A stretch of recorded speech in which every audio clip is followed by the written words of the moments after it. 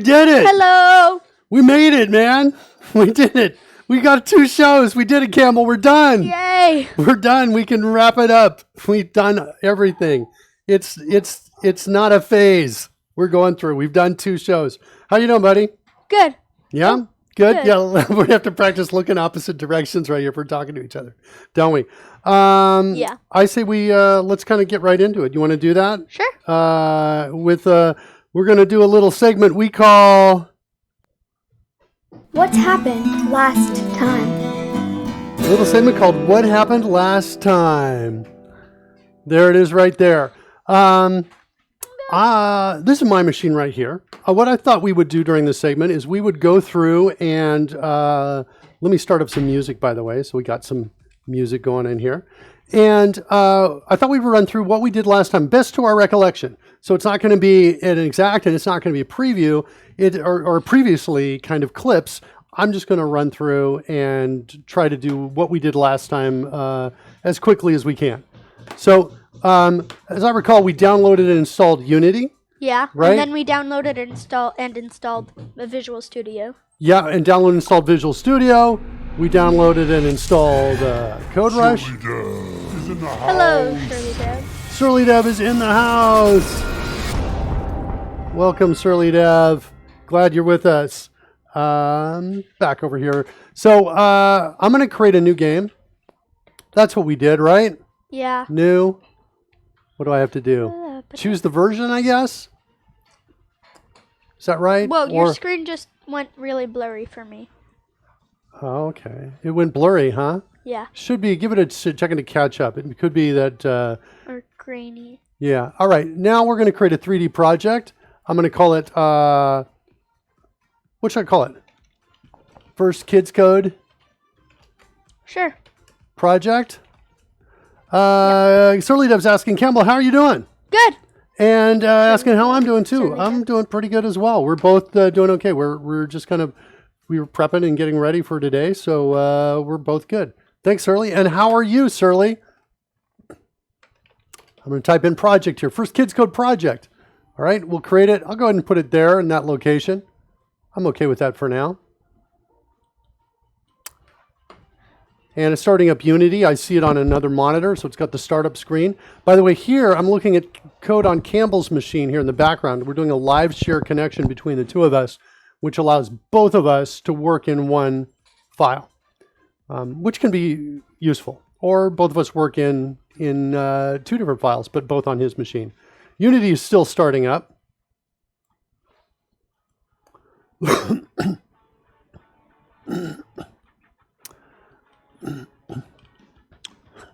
Surly Dev, when I asked him how he was doing, he says, I can't complain. Thank you. Then Surly adds, well, I could complain, but it would do no good. And Surly says, live share is awesome, which I really like here. Hold on a second. Unity's on my other screen. It's given me this. And let me kind of bring it up to the main monitor here so you can see it. There's a new version of the Unity editor available for download. I'm going to skip the version for right now.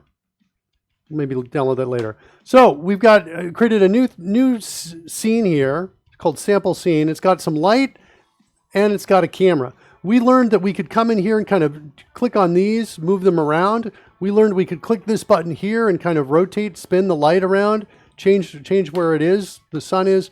We learned that we could take, for example, our camera and move it as well if we wanted to move our camera. Also, we learned undo, undoes our changes, and redo, redoes our changes. Redo, Control do you remember? Y. Control Y was that right there. Surly says, live share is awesome. I got my colleagues and a trainer to use it once when we had an external trainer come in. Yeah, live share is great. All right, then we learned that we could drop things into our game. So we would create a 3D object, a cube. We drop it down there. There's my cube. And then I could change its scale. So I could come in here and say, I want this to be 1,000 long. And now I've just made it 1,000 long. Or maybe I want to make this in the X duration. Look who's here. Is that Retro CRT? It's Retro CRT. Look at that icon. I love it. That's awesome, Retro CRT. Welcome. And so I can change the properties here. The properties are grouped over here in the inspector by groups, and they're named, like this one's called transform. So this contains different things that allow me to transform the shape or the rotation, the position. Maybe not, when I say shape, the scale is better to say, right? In fact, here are the things I can transform. And then I have other groups of things down here that we learned about. And then we learned also, so I can make like a track right here. We learned that if I middle click and drag the mouse, on the mouse, I can kind of move this around. And if I right click, you can move like I can rotate yeah. around some point that's hard to tell. I think it's about 1.5 Campbell's old. What is? Wait. Afternoon. What's 1.5 Campbell's old? What? Afternoon, all Retro CRT said. Wait, maybe I missed something in the chat room. Oh, my icon. Oh. Wow, that's a cool icon. 1.5 Campbell's. All right, so I can middle click and drag, and I can right click and drag the mouse like this. So I kind of move around in here. The thing that's kind of cool, the other thing that we kind of learned here, let me zoom out a little bit here, is that if this is my shape and I made it 1,000, if I make it like, say, 200, look what's happening here. There's 220, 200, It's 2,000. extending on both sides from the middle. It is, which means that middle point right there is probably 0, 0, 0. It's these three right here. It starts out at 0. Okay. 0, I think. By the way, we got a new segment on the show we added for this show called Show Me Something Cool. And that's where Campbell preps and I prep something and we show each other, and it's been secret. See, it's been kept secret the whole time. So I don't know if mine's like as cool as Campbell's, but I don't know. Well, yeah, we'll see what. Wait, Shirley says my avatar is 3.8 Campbell's old. 3.8? No, 4.8 Campbell's old. 4.8? Yeah. 4.8 Wow, that's Campbell's an old old. icon. Okay. All right. So let's go back. Let's make it like, I don't know, we'll make it 2,000. I'll make it 1,000 because that's what we did before. All right. Now, one of the other things we can do in the position, we can move it. If I make this 1,000 wide and I want to have one end of the track be right there at 0, 0, 0, which is kind of good if I'm developing a game, I think, to kind of have everything started at a simple place. I can then take the Z and move it to like 500, half of that. And whoops, that's 50, 500. And now the beginning of that track is right there at that 0, 0, 0. I'm pretty sure. I think so. Let's also, we learned that we could rename this. If I right click here and choose rename, call that track like that. This could catch on as a replacement for dog ears, says Retro CRT, about, doing calculations like my avatar is 3.8 Campbell's old, or 4.8 as it was later corrected. Yeah, we're going to do it in Campbell's. You just can't age. No. We've got to slow down your aging is what we have to do. So now let's drop down a new item. Actually, you know what? Let's before I do that, there's our track. So we built this cool track for our racing game, and we learned that if we hit this button, it'll play. And there it is. It's playing. Nothing's really happening because, we don't have anything else we've added. But that's it. The camera is right here. Notice the camera's at -10. Interesting. I don't think I did that. I think it put it there by itself. So the camera's back about 10 units, whatever you want to think of these of. And if I were to drop a new control onto this, a new cube, and this could be my player, like this, right there. Still pretty blurry for me. It's still blurry? You're still getting blurry from me? Yeah. You might try, we might try reconnecting the call. Has it changed at all, or has it been blurry the whole time? It's been blurry the whole time. Blurry the whole time. All right, let's do this. I just want to try and do a tech issue with Campbell here and see if I can reconnect with him. Let's disconnect and we'll reconnect the call and see if it's any better.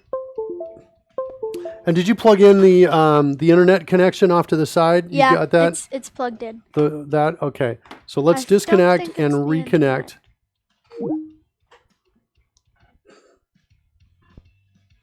Okay.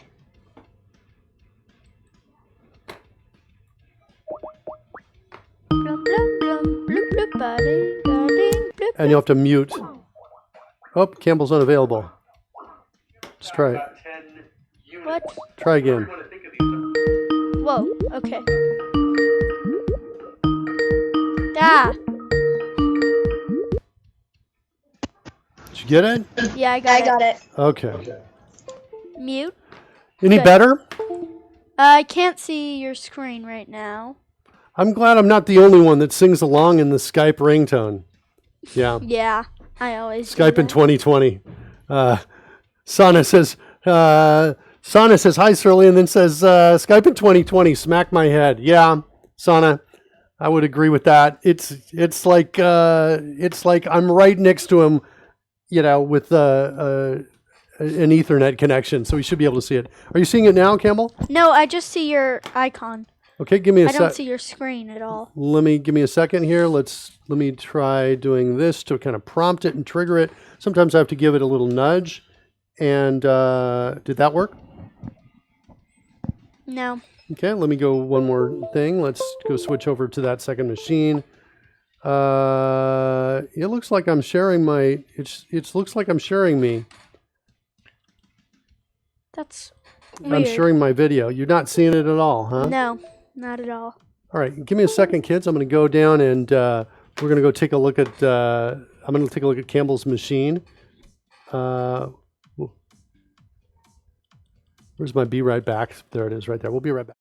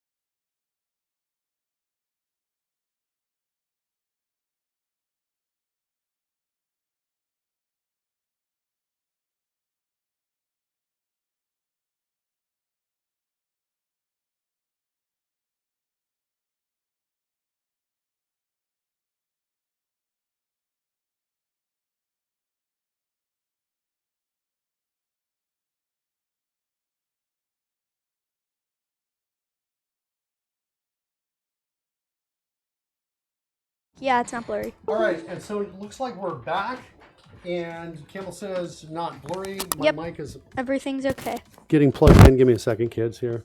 All right, we did that. Okay, cool. I'm glad we did that because if that ever happens again, Campbell, I think that action of kind of reconnecting can help. And it also seemed that you calling me from your Skype was better than me calling you from mine. Yeah. Right? Or at the very least, just trying a second time. Right? So Right. if we see that again, that's what we'll do to get out of that. Okay. Surly Dev, you use Skype every night for 8 to 9 hours at a time. I have an old phone by the side of the bed just for Skype. More consistent. That's better. Okay, good. All right, so we've dropped down a cube here. I'm going to raise it up a little bit more. Let's hit play and see what happens. Now It has no rigid body, so it won't fall.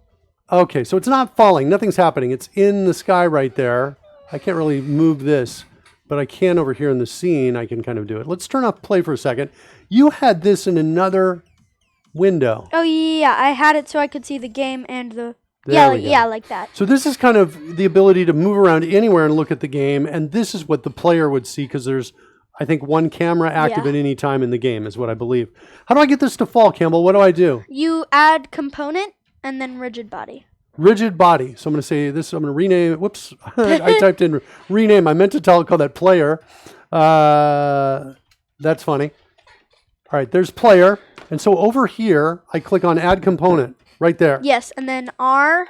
Type in ridge Yep, rigid body right and there. do this one.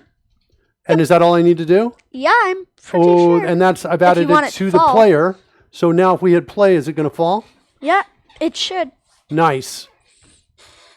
Nice. But now it just falls and it stops. And it does that. Then we did something else. We created a script for the first time, right? Yeah, we made a new We've created a C-sharp script. in Visual Studio. And we gave it a name. Camera properties. Can I rename this? Where's my rename? I don't No, there's no rename, but if you should just type something in and it should go there. Oh, can I do Yeah, that now? there. So I'm going to call this my player. Okay, cool. Player Properties. properties. This is what Yeah. Campbell's been calling. He's been adding the word properties at the end, which I kind of like. Can I double and click then this you can now? open it. No, you. Oh, Oh yeah, there. Double clicking opens it up. And then I think we did something like this where we applied a force to it, but we needed to make a public rigid body. a public rigid body. So we and came we down named in it here player rigid body. and we typed in something like Public rigid body. nope, like this, public rigid body, and then gave it a name. Like Player rigid body, I think. player rigid body. So I'm going to just get that suggestion and add the word player to the front of it. Player. Like that. Or maybe just call it player. I don't know. I'm going to call it player like this. Okay, so I've done that. Then I go back in Unity and I take this and I drag this onto our player. Yes. Can't add component because the script class cannot be found. Make sure that there are no compile errors and that the file name and class name match. Uh-oh. Oh, look. It doesn't match it. So I'm going to rename the file to match the type. Like that. Player properties. That didn't work. Then I'm just going to type it in.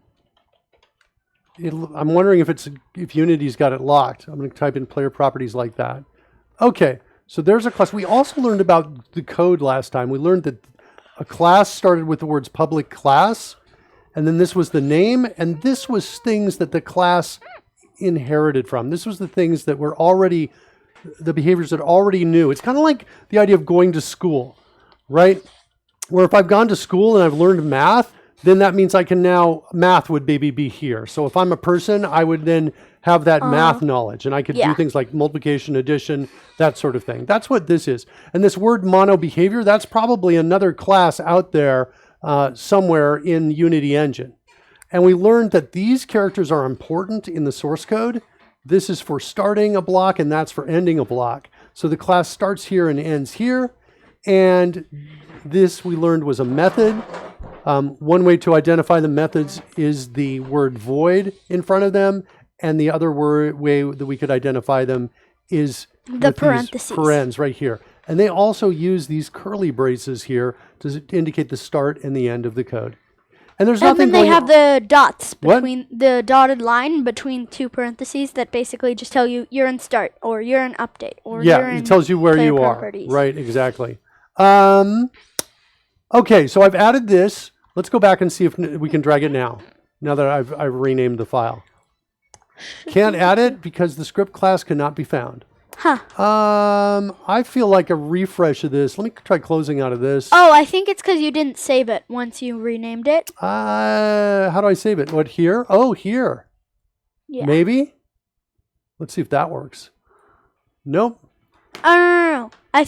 I was saying you didn't save it in Visual Studio. Sorry. I did save it in Visual Studio. I actually closed it in Visual Studio. Let me try double clicking to open it up again.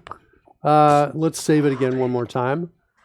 I think this, so we've seen this, we saw this happen before on your machine when we did exactly, or what seemed to be exactly the same thing, where we dropped something in, we hit enter, and it gave it one name, and then we renamed it here. And it worked. Yeah. Let me try one more time, and if it fails, I think I'm going to restart Unity. Let's try restarting Unity and see if that works. Okay. Do you want to go to my machine? So let's go to your machine over here now. We'll switch over to you.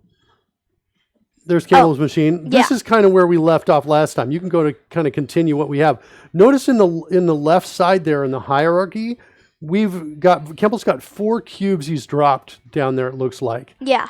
Tell us about those, Campbell. What's going on with those? These cubes right here are the... my mouse stopped working for a second. These cubes right here, they are the obstacles that we run into. And they... as you can see right here, they don't use gravity. So when you knock into them, they float. They start floating away. So they don't use gravity, but they don't need to fall because you've already put them in kind of the falling position at the start of the game. They're just stacked. All right, so can we see that? Can we play the game and watch that? Yeah.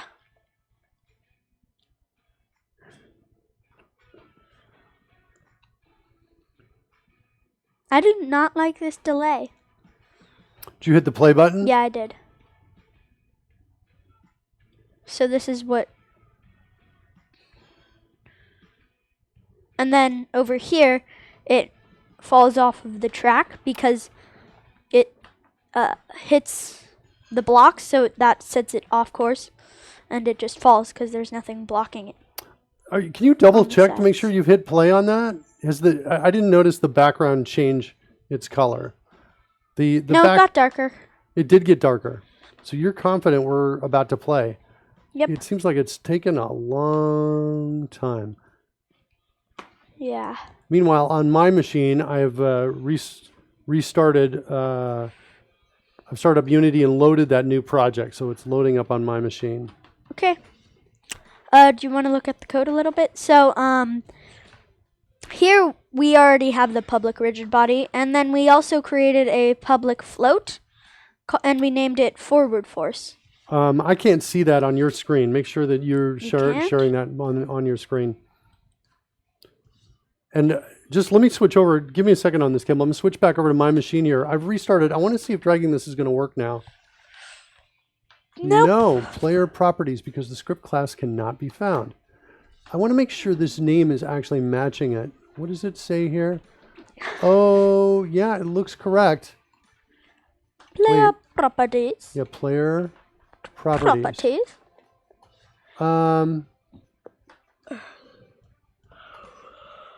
All right, well, I'm now at a point where I'm thinking, okay, it's going to be faster to Delete it and make a delete new it. one. yeah, that's kind of what I'm Probably. thinking. It looks right to me. The naming looks right. I just copied that to the clipboard, I thought. Hold on. Player It wasn't layer properties, it was player properties. I've just copied all of that. Is there space at the end, maybe? It keeps coming with layer properties. I don't know why that is the case. I can clearly see the P there. Okay. Show an explorer. Yeah, that looks really good to me. It looks really good to me. And I'm not sure why that's not working. So what I'm going to do is this. I'm going to delete it. And make a new one. Yeah, before I delete it, I'm going to copy this line of code right here. That's what I'm going to do.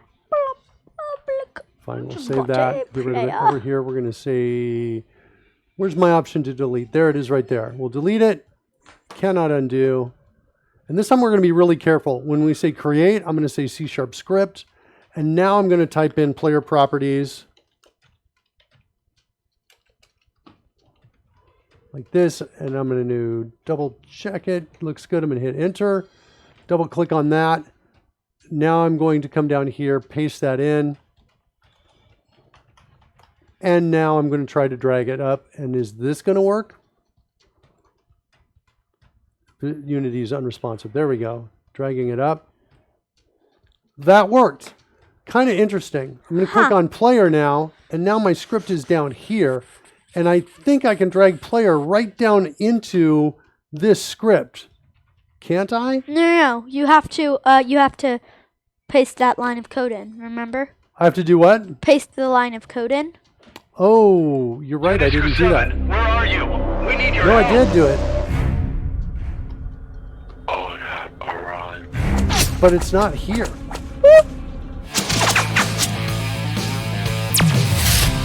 Here, I am.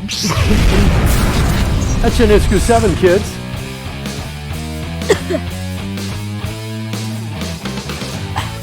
Can't believe all this. Look, we're just trying to get some work done over here. And there's a whole like intergalactic battle going on out there.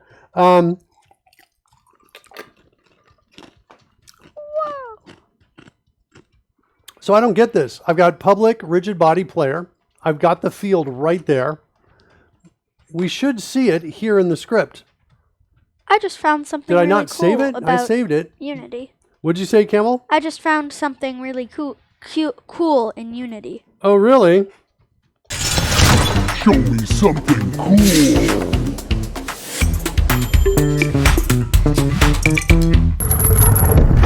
What'd you find, Campbell? This is a separate thing than what I had planned, but I'm not sharing my screen. 1 second. No, I can see it. I can see your. I think. Oh, that's my screen. Yeah. Yep, that's okay. you. Uh-oh. I just realized we should change our background, our horizon color or something like that. What'd you find? That's cool. Look, this right down here. Oh. You can like zoom in on these or make them bigger. Nice. That is awesome because I don't like how I can't see everything down here. I'm going to do that on mine. Let's switch back over to mine. That's actually super helpful. Hold on. There's an error at the bottom of the screen I just noticed on my machine. Okay, here's what I see. Let's kind of zoom in on this here. This is why I'm having the problem, I think. Let me get in even more on this. It says assets, player properties, error. The type or namespace name rigid body could not be found. Are you missing a using directive or assembly reference? I think we saw this before when we were setting up on your machine. It wasn't enough to have Unity engine in here. And we had this problem, and I don't remember how we fixed it. And there you can see it right there in the console. Let me check in the code. I'd love to be able to right-click this and copy it, but I don't. Let me do a search for this. So sometimes when I see a problem like this, I want to do a search. So I'll come in and I'll say something like C# and Unity, so the search engine knows what I'm looking for. And then I'll say cannot find rigid body, like that. I think that's what the error said, something along those lines. Type or namespace name could not be found. I'll say, well, let's see what happens here. Can't get rigid body references set on my script in the editor. Can't find. Type or namespace name rigid body could not be found. So what's the problem? Huh. Oh, it should be rigid body with a lowercase b. It is? That's what it's saying. Is that true? Oh, yeah, it is. All right, let's try that. And then let's... oh, there it is. Yay. It worked. Okay, Okay, that's and then- cool. Now, there's another problem, though, is that I should have had a suggestion. There's no suggestion. We saw this problem as well, I think. I'm going to go back and do one more search here. You know what? I'll do this while you're talking because you probably want to show stuff now. Is that true, Campbell? Yeah. Okay. So give me like 1 minute to finish this? Yeah. And then you can go?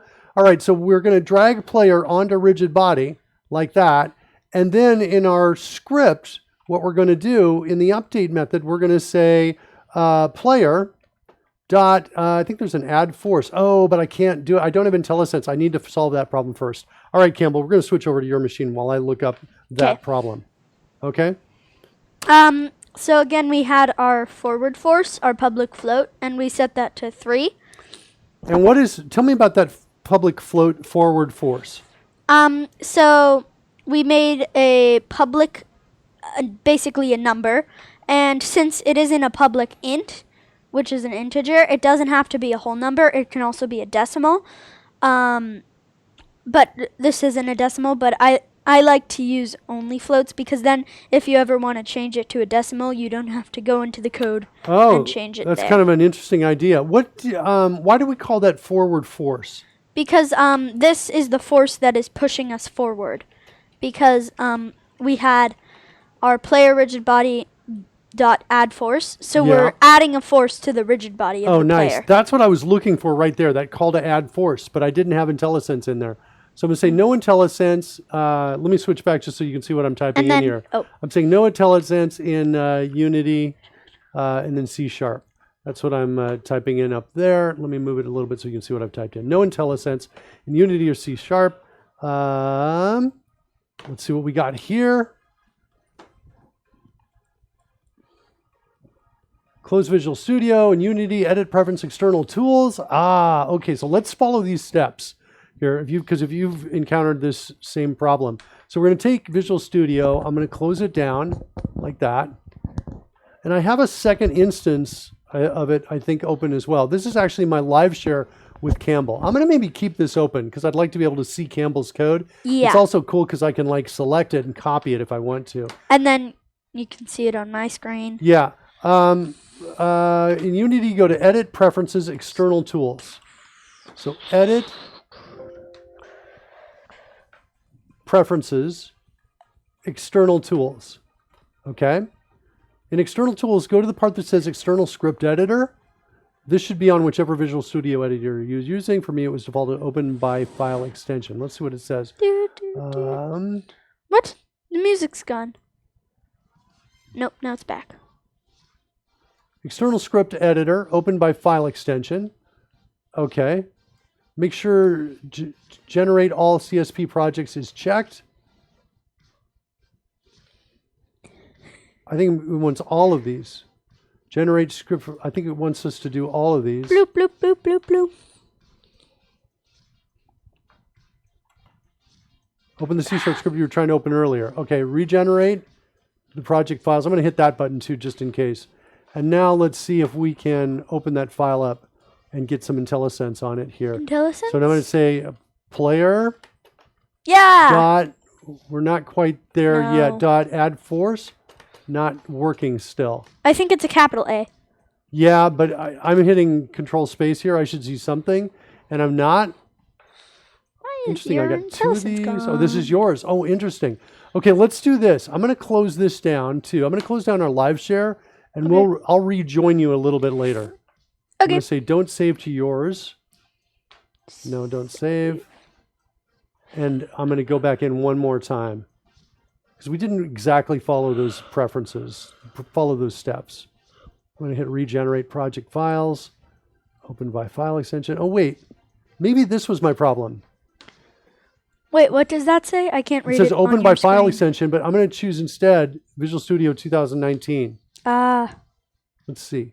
Good part.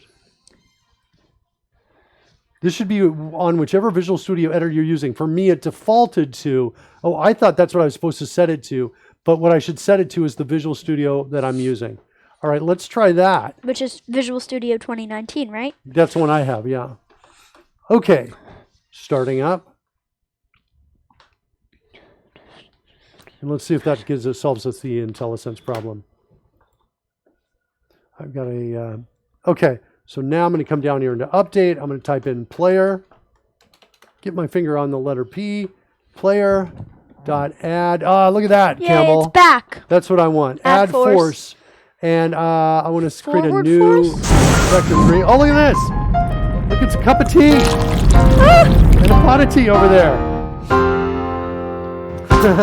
Lasamat says, oh, the real host of the show is finally here. There we go. Been waiting all week on Campbell. Thanks, Lasamat. Okay, so we're going to say new vector. And I'm just going to go a little crazy here. I'm going to say 1, 1, and 1. Ooh. Like that. So it's going to kind of go off at a diagonal, I think. Let's see what happens when we run the It's game. gonna go. Yeah, I think like in This that time. either in that direction. Yeah, I think it's gonna go in It that actually way. didn't do anything. What? Maybe I'm not adding enough force to it. Maybe it's got too much friction. You were telling me about friction. Oh yeah. You before. have to right click the project folder. No, not there. Where all of your scripts are. Is Create that physics material? Right here. right there. Oh yeah, cool. I love it. All right, there's And my then new you physics can material. up in the upper right I'm corner. gonna call it slippery, right? Yeah, that's what I did. Slippery. Okay, cool. And then set that friction to 0. And then I normally do minimum, but I realized there's a multiply, which I think multiplies the two frictions together, which would be 0, 0. Oh yes, Which is probably less than that's a minimum. brilliant observation. Oh no, look what I did. I was playing the game while I made those changes. Oh, dang Oh, it. but slippery's still there. That's good. Slippery okay, so is now still there, I I'm going think. to take slippery and drag it onto player. And let's see if that's enough. Please work. Oh, look at that. Woohoo. Nice. It went boo, and then since it had a rigid body, it went back down. Yeah, that's awesome. Cool. So let's change that a little bit. I want to go only in the Z direction. Let's make that like a 10 and make these both zeros. 0. Like 0. that. And I'll just do one more play on that. Wait a minute. Start it again. And now we're going and shooting down the track. Sweet. That's kind of what you did last time. Yeah. Little bit. All right, Campbell. I think we didn't use a vector 3 though. We did transform.forward times forward force, but it still works, right? That's super cool. So transform is a property of our player because our player is a cube. Which I think it creates a new vector 3 and it sets what? Oh. I think it and is. It I think you're right. It is 0, 0, and then 1 if it's forward, but then up does it to 0, 1, 0. I think. And so, sorry. No, you're great. Go. We multiplied it by forward force, which was our public float up here, so it's multiplied by 3. Nice. And I think it's automatically transform forward, sets it to with 1 force forward. So we just multiplied that times 3. And the good thing about this being public is we can change it in the game. Like, oopsies. Yeah. Right. Whatever we applied it to, which was, I think, player. Mm-hmm. Right? And in the script, see forward force, so we can make it go like really quickly, or like 10, or we can make it go slower, like 1. So that's very cool, right? By creating that public float and calling it forward force, Unity gives us an entry for it in the inspector. Yeah. Lasamat says, "Wow, Campbell really knows his stuff. I guess I know who will make AAA games in the future. Campbell, it's you. I want to make so much money. All from you. Yay!" Wait, what are AAA games? Like really good games, the highest quality games, AAA. I think you're right. Can we try something, Campbell? Can we go back to the code on your other? Yeah, and can you on line 18? If you move the mouse over the number 18, move it over to the left.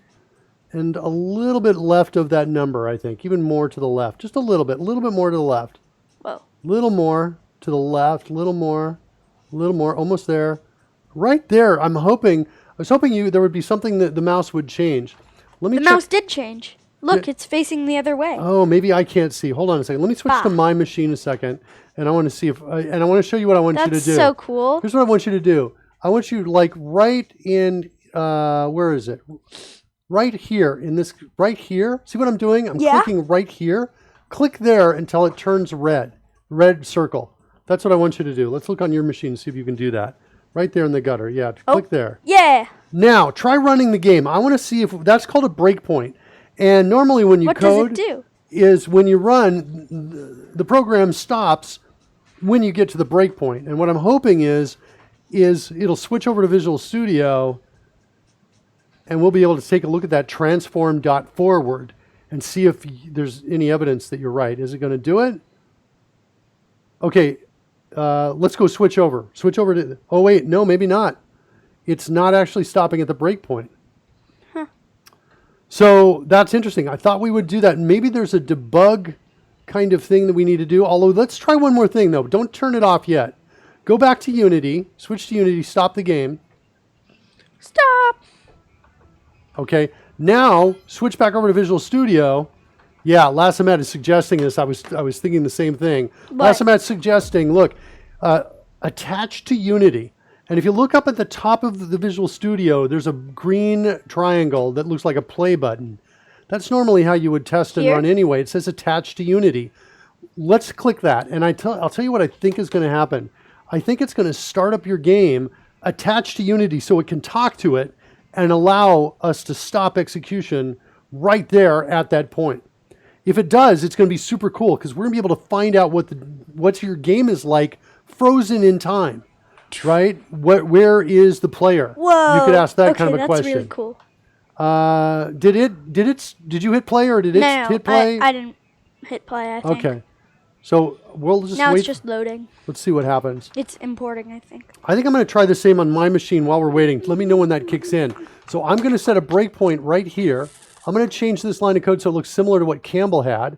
I'm going to make a comment. We learned about comments. They start with these two lines here. That just means I can just write whatever I want here. And it won't affect the code at all. So I'm going to say transform.forward times, and I'll just say times 5. That's what I'll do. And I've got a breakpoint here. I'm going to click on this, attach to Unity. My machine is a little bit faster than Campbell's. Oh, look at this. And I'm already at the breakpoint. You might be at the breakpoint too. Yeah, I'm at the breakpoint. Switch over to Visual Studio so we can see it. Oh no, you're not quite. Wait. Visual Studio stopped responding. For 18 seconds. Up at the top, just click the close on the right over there. Right. Yeah, the X on the right. You know what I think, Campbell? I think this show is your path to a faster computer. Yeah. I see that in your future. When we started this, when we got you this computer, we weren't thinking Campbell was going to need to be. What'd you say? You weren't thinking, we're going to do a coding show where we're going to need right fast computers. Yeah, exactly. Surly Dev is like, Mom, I need a new computer. Yeah, we weren't thinking about what we were going to be building. Unity is really hungry, says Lazamet. Yeah, and so oopsies. Campbell's computer is like a pretty low-level computer. Yeah. It's an entry-level computer. Well, let's do it on my machine since I've got a breakpoint over here. Okay? So on my machine, this is what happens. We're here. And if I come in and I hover over transform forward, look at do you see that? What's over there on the side? Let me just zoom in a little bit so you can see this. I hover over it. It says transform.forward. Look at what it says. 0.0, 0.0, 1.0. How does this relate to your theory that you were talking about earlier on what you thought transform.forward was? I said that it automatically set the Z to 1 and all of the other ones to 0. Yeah. So now notice, when we open it up, transform.forward, we get something that says normalized is here. We also get, what's interesting is we get an X, Y, and Z properties as well of it. Wait, So I'm not following. What do those do? The magnitude, normalized, X, so Y, and normalized means, I think one way of saying it is we're kind of getting it to a certain number of digits. That's what I'm interpreting this is. So this is only showing 2 digits.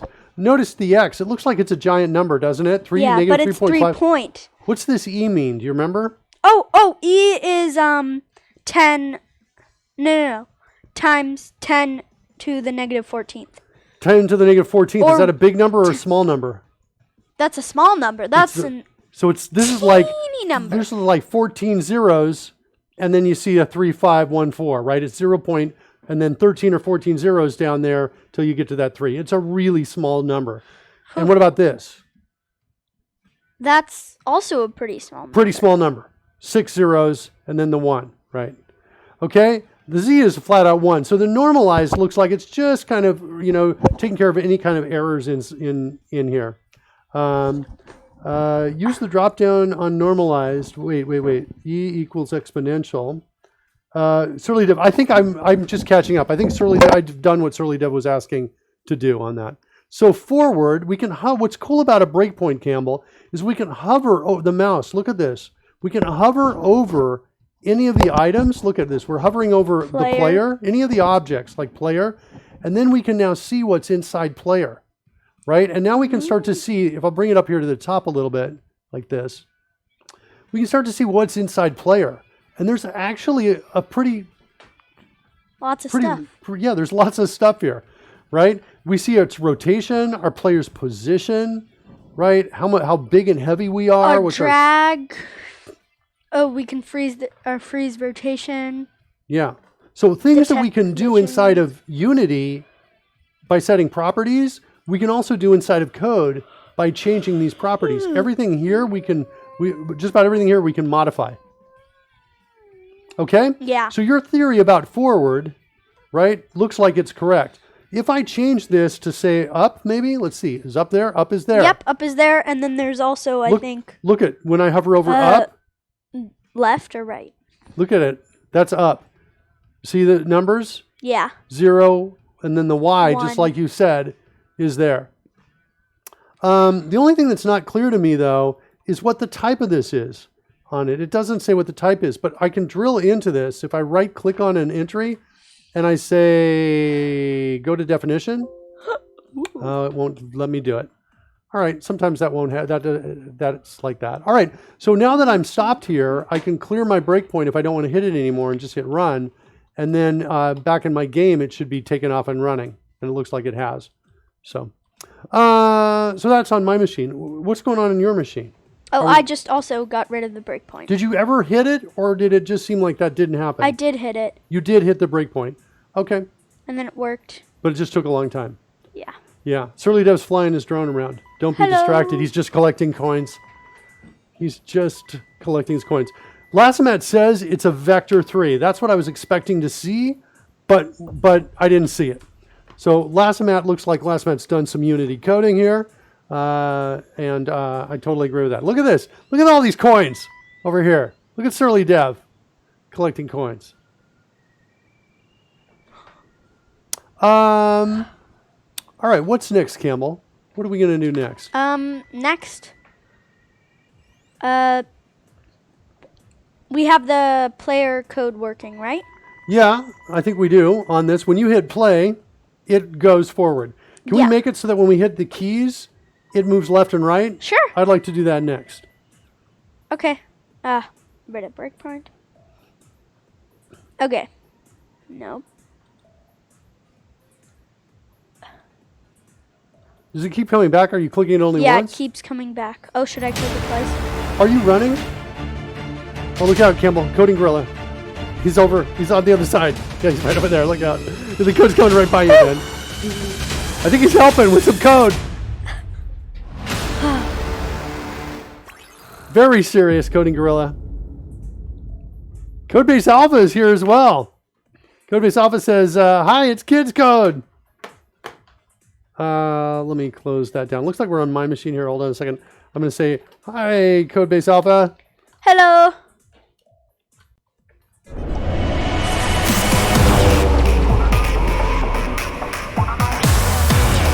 Now's the time when we dance, Campbell. Codebase Alpha. And Surly Deb flying around in space. That looks so awesome, Surly Deb. All right, back over to Campbell's machine. Welcome, guys. Glad you're here. Codebase Alpha arrived from hyperspace. Hey, Campbell, how you coding? Asked Codebase Alpha. Good. Good so far. We're kind of dipping our feet into it a little bit. I think that's fair to say. Why is this breakpoint not going away? Do this, Campbell. Go. Are you running? Let me ask you: is the game running right now? Is it? No. Okay, you are attached to Unity. Go back over to Visual Studio and let me show you. Oh, should I unattach to Unity? Uh-oh. All of these are... Up at the top, notice... Oh.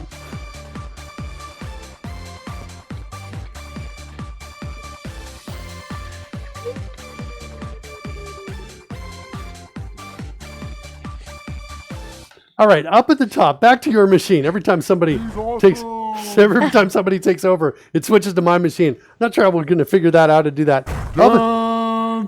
Campbell wins. What? Campbell won the dance battle? I don't know about that. I want to recount. Campbell's busting in moves. Mark, not so much. Seriously, this is the kind of criticism I get when I'm on the dance floor too. All right, kids. Enough. We'll find it out. We'll do a dance battle next show. We'll see who wins. I'm going to work on my moves. Delete breakpoint. Oh, look at that. You got to disable. Here's the thing. We are attached to Unity. How do I unattach to Well, Unity? it's under the debug menu.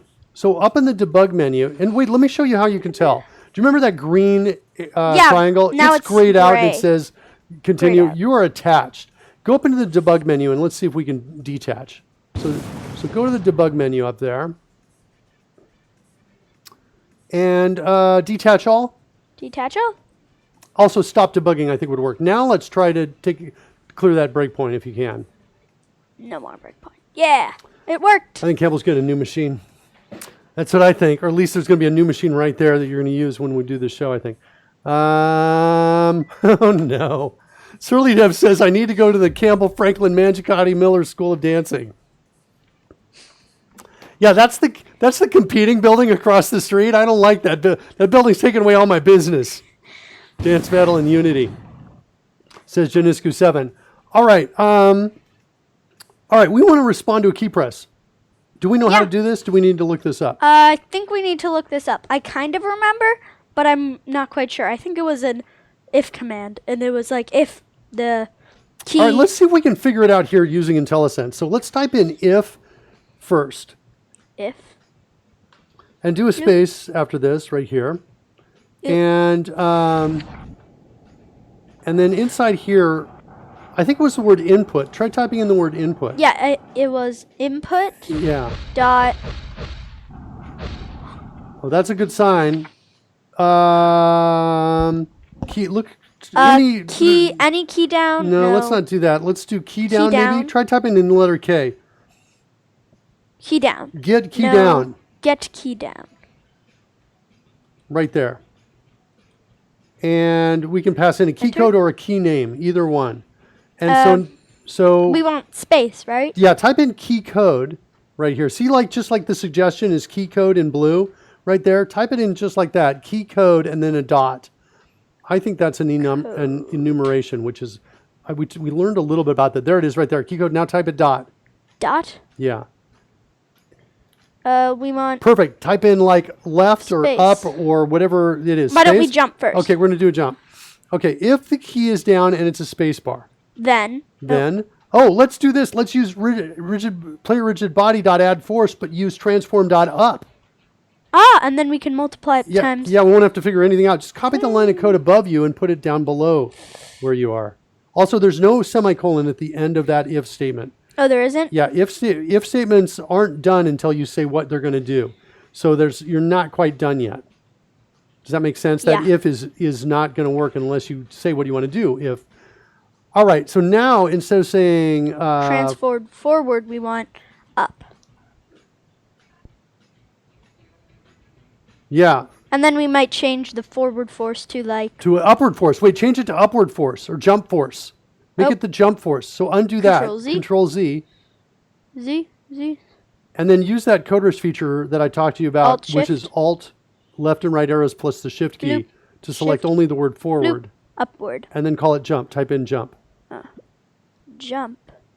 Force. Now copy the word jump to the clipboard so you don't have to type that in again. Alt Shift. Bam. So really, Dev, give us a clip. C. Let me take a look at the clip. Wait. No. Don't And then we just inside want... here, here's the clip. I think it was the word input. Try typing in the word input. Yeah, it was input Yeah. dot. Well, that's a good sign. Look. All right. And then that's the clip of us. You have to stop and smell the flowers. That's what he was talking about on the show. All right, cool. Yeah, Surly, you can build flowers anytime you want to Control on here. I C. know you may be like trying to hold back a bit. You don't have to hold back. All right, jump force. And then now, Alt Shift. oh, Bloop, look at, bloop, bloop, wait, bloop, wait, bloop. wait. Instead of copying this, use that code rush feature I showed you. Oh, we can just. Duplicate line. So Which was Shift Enter. Shift enter. Forward And now force. use Alt left and right arrows to select just the jump, just the word forward. There you go. I copied. Oh, you copied the whole jump thing? force to the. And now let me show you one more thing. See the orange right there on the around the word jump force? Yeah. If you put your caret back inside there. Oh, now and then click hit- Enter. Yeah, enter will take you outside quickly. Just a quick way to get outside. So now you've got jump force. So now save it and let's go specify our jump force and run and see if we can actually jump in the game. I think it needs to be high. So like. Okay, you want to make it a bigger 60. number? Yeah. Well, you can set it. Don't forget, you can set it in the script. Oh yeah, that's true. Or in the Oh, game. these flowers are just so beautiful. So many. It's like a garden. Codebase Alpha is asking, is this the youngest CodeRush user? Maybe. Maybe.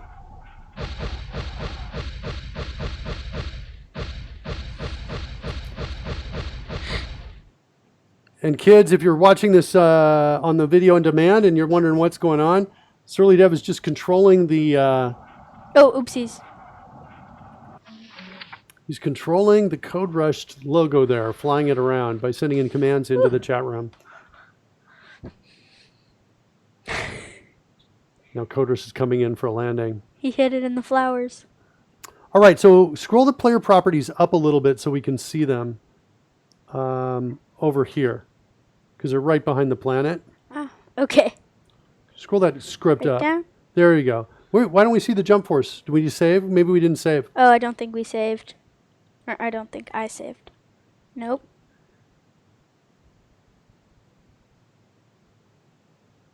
Did you save it? I'm trying. Control S.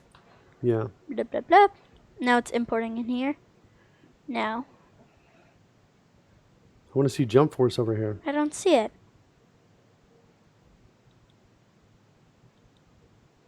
Can we go back one more time and look at the code?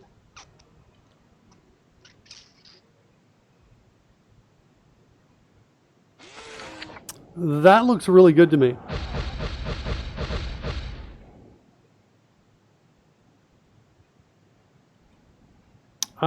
I don't understand why that's not. We're not I think seeing it's that. just taking a little to load.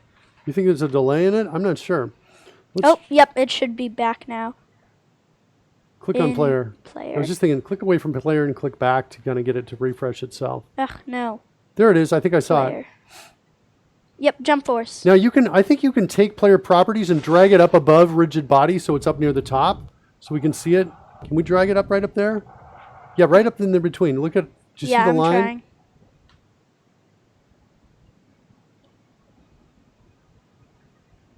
Grab the title. There it is. There it is. There it is. And it looks like it's kind of like you're letting go of the mouse a little bit.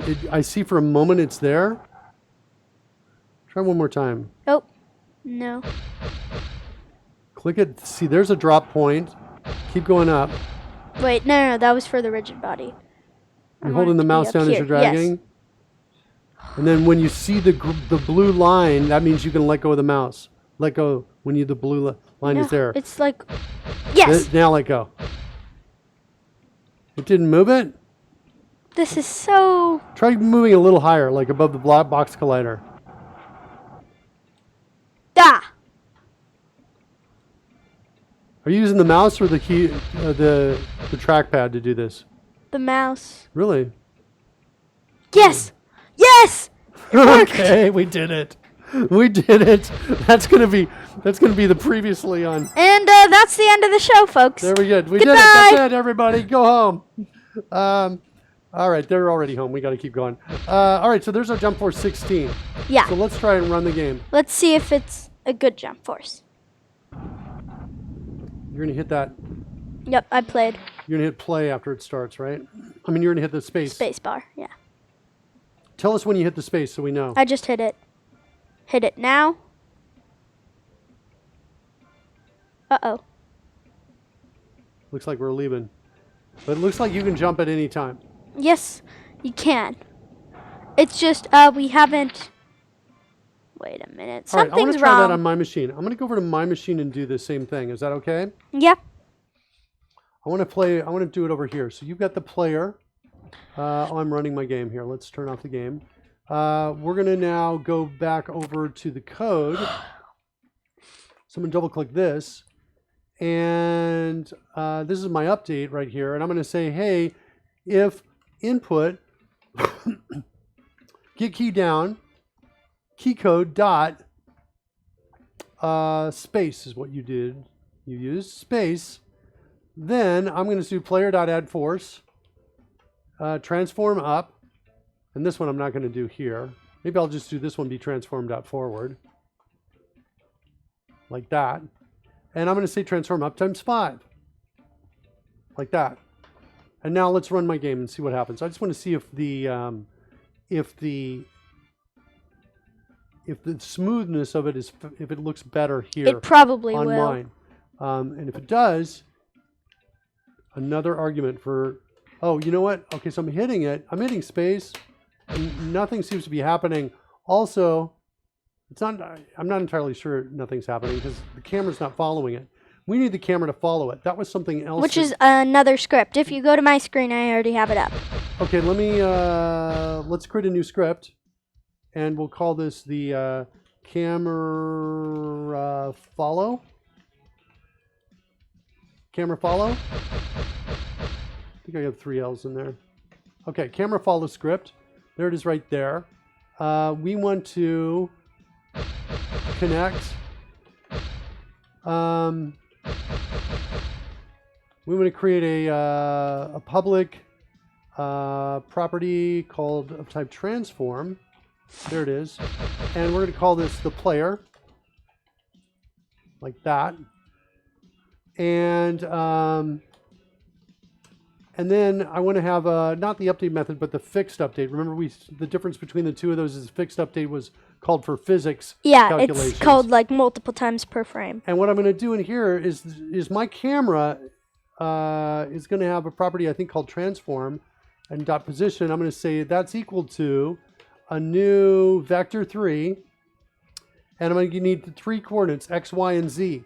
The x and y the x and y camera will stay the same.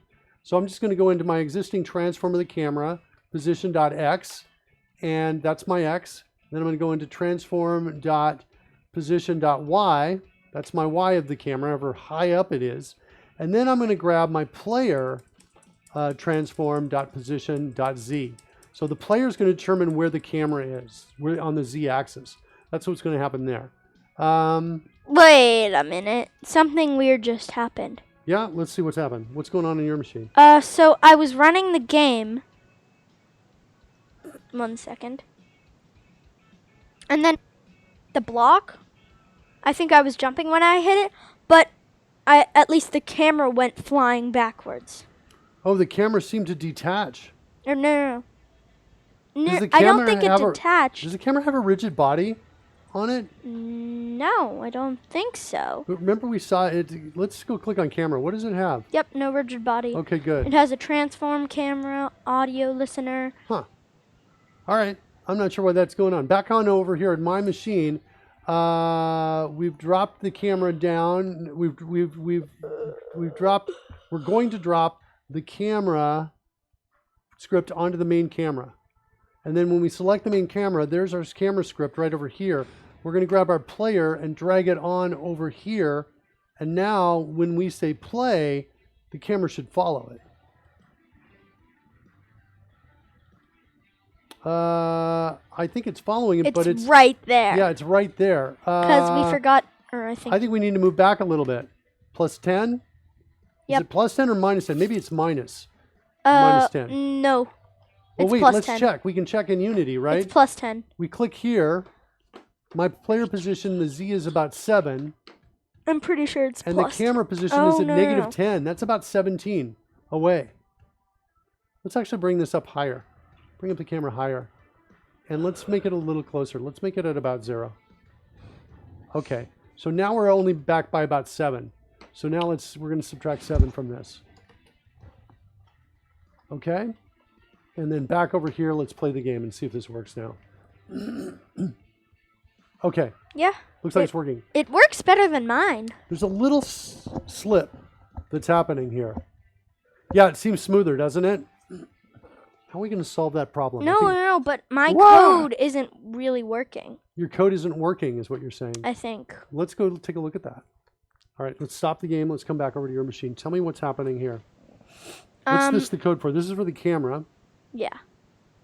Oh, it's not right in the middle where it says player position dot y. It should be player position dot position. So it's really Position. Yeah. If you hit control space right now, is that right? Control space? I think it will fill in the rest of it for you if it knows it. Yeah. Dot Y. That should work. That 1.5 might need an F at the end of it. Oh, it does. F. Yep. All right. Save that and try that. Control S. So you're going to always be, what's cool about what you just did, Campbell, is your camera's always going to be 1.5 units above your cube, even if you fall.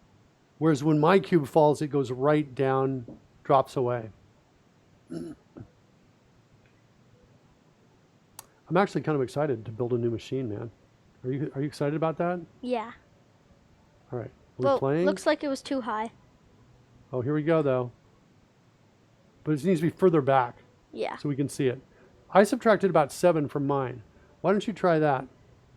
Oh, yeah, mine's... Whoa, 0.7. why is mine You're only 0.7? Yeah, change that to 7. 7. So do you know what order of magnitude means, Campbell? No. It essentially means multiplied times the base that you're in. So you're in base 10 when we talk about the numbers. So an order of magnitude means multiple. Another way of thinking of it, going from the small digit to the next biggest digit.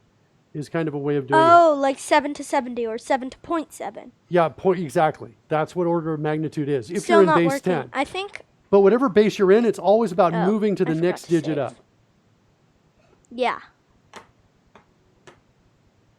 Lassimat says something interesting. Lassimat says you can just drag the main camera onto the player, and it moves with the player without a script unless you have a special reason to make a script for it. Yeah. I didn't know that. You're saying I can... I did. It's basically I think it's called parenting the camera to the player. But what happens if we do that is then when we hit the blocks, Yeah?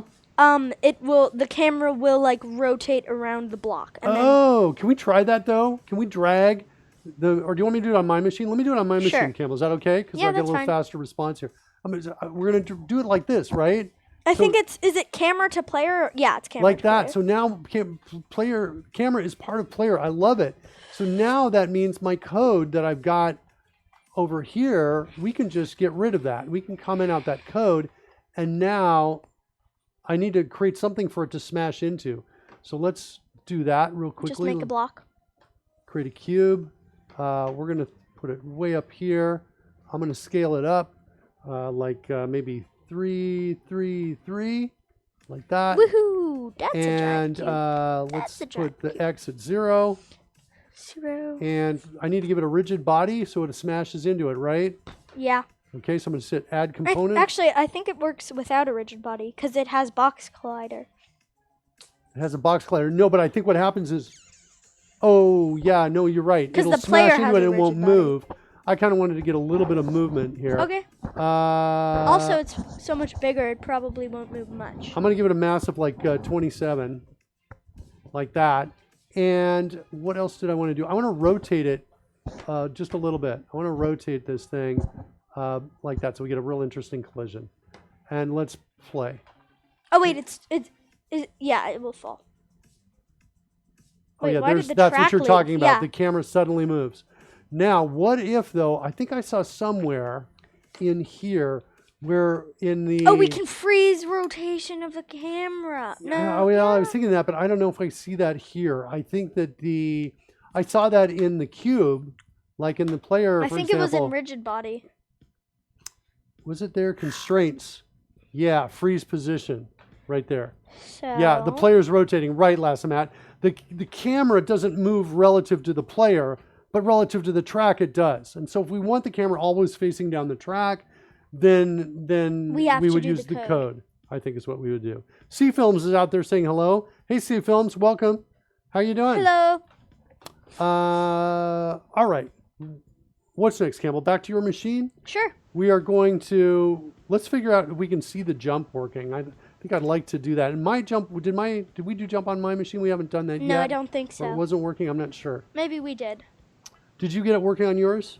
Yeah, I think I did. I'm pretty sure. Okay, can you show it right now? Yeah, Let's I'm take a look at playing. that. Oh, So jump, it's not jumping that much though. hold the key down. Look at that, that's sweet. If you hold the key down, right, because we're not checking, it just keeps going up, right? Hold the key down now. No, because it's when the key press is down. Now it's not working. It's not working at all, it seems. Well, oh wait, you know what? It's adding a force in the up direction, but is the up changing because it's spinning? I don't know. No, I think it's always up. I don't know. C Films is doing great. How are you? How are we doing, Campbell? Are we okay? We're pretty good. We're pretty good. All right. All right. Let's go work on get jump working on my machine here. See if we can get that working. Switching back over to my machine. And there's my fix update. Looks like I don't have that. So I'm going to say we're going to do this. I'm going to undo this. Take my main camera, put it back out over here, so it's no longer parented by it. And I'm going to say if input, is this where I want to do it? No, it's not here, not on the camera. It's on player properties. Oh, I did have it. If the key is down, get key down, then we want to do this. So here's the thing though. We learned that we want to actually work with two methods here. One called fixed update. This is for physics. For physics updates, the physics engine updates. And the physics engine updates These are happening about 100 a second, maybe. Like that. And this is for the screen drawing updates, the screen rendering updates. Rendering means drawing, right? Yeah. And those are about 30 times a second. So we have two of these. I don't want to have the same code in both, but I want to apply forces here. Apply forces here. And I want to, over here, I want to say check for input here. Okay? So here's what I want to check to see if the get key is down. All right? And then if that happens, I'm going to create a variable here. in void fixed update, right? Need to jump. What'd you say? In void fixed update, right? Because Yes. we want it to check multiple times per frame, so we want it to have a faster response. Yeah, so my code here is going to look like this. Look, if input, the key is down in the space, I'm going to set need to jump to true.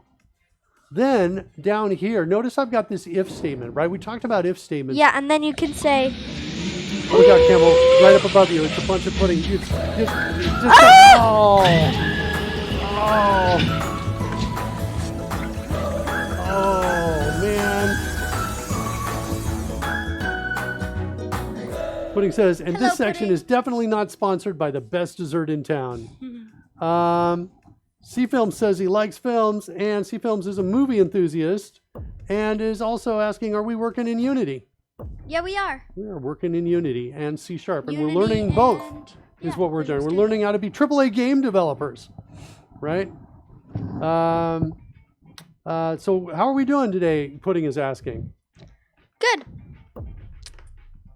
Yeah, I think we're good.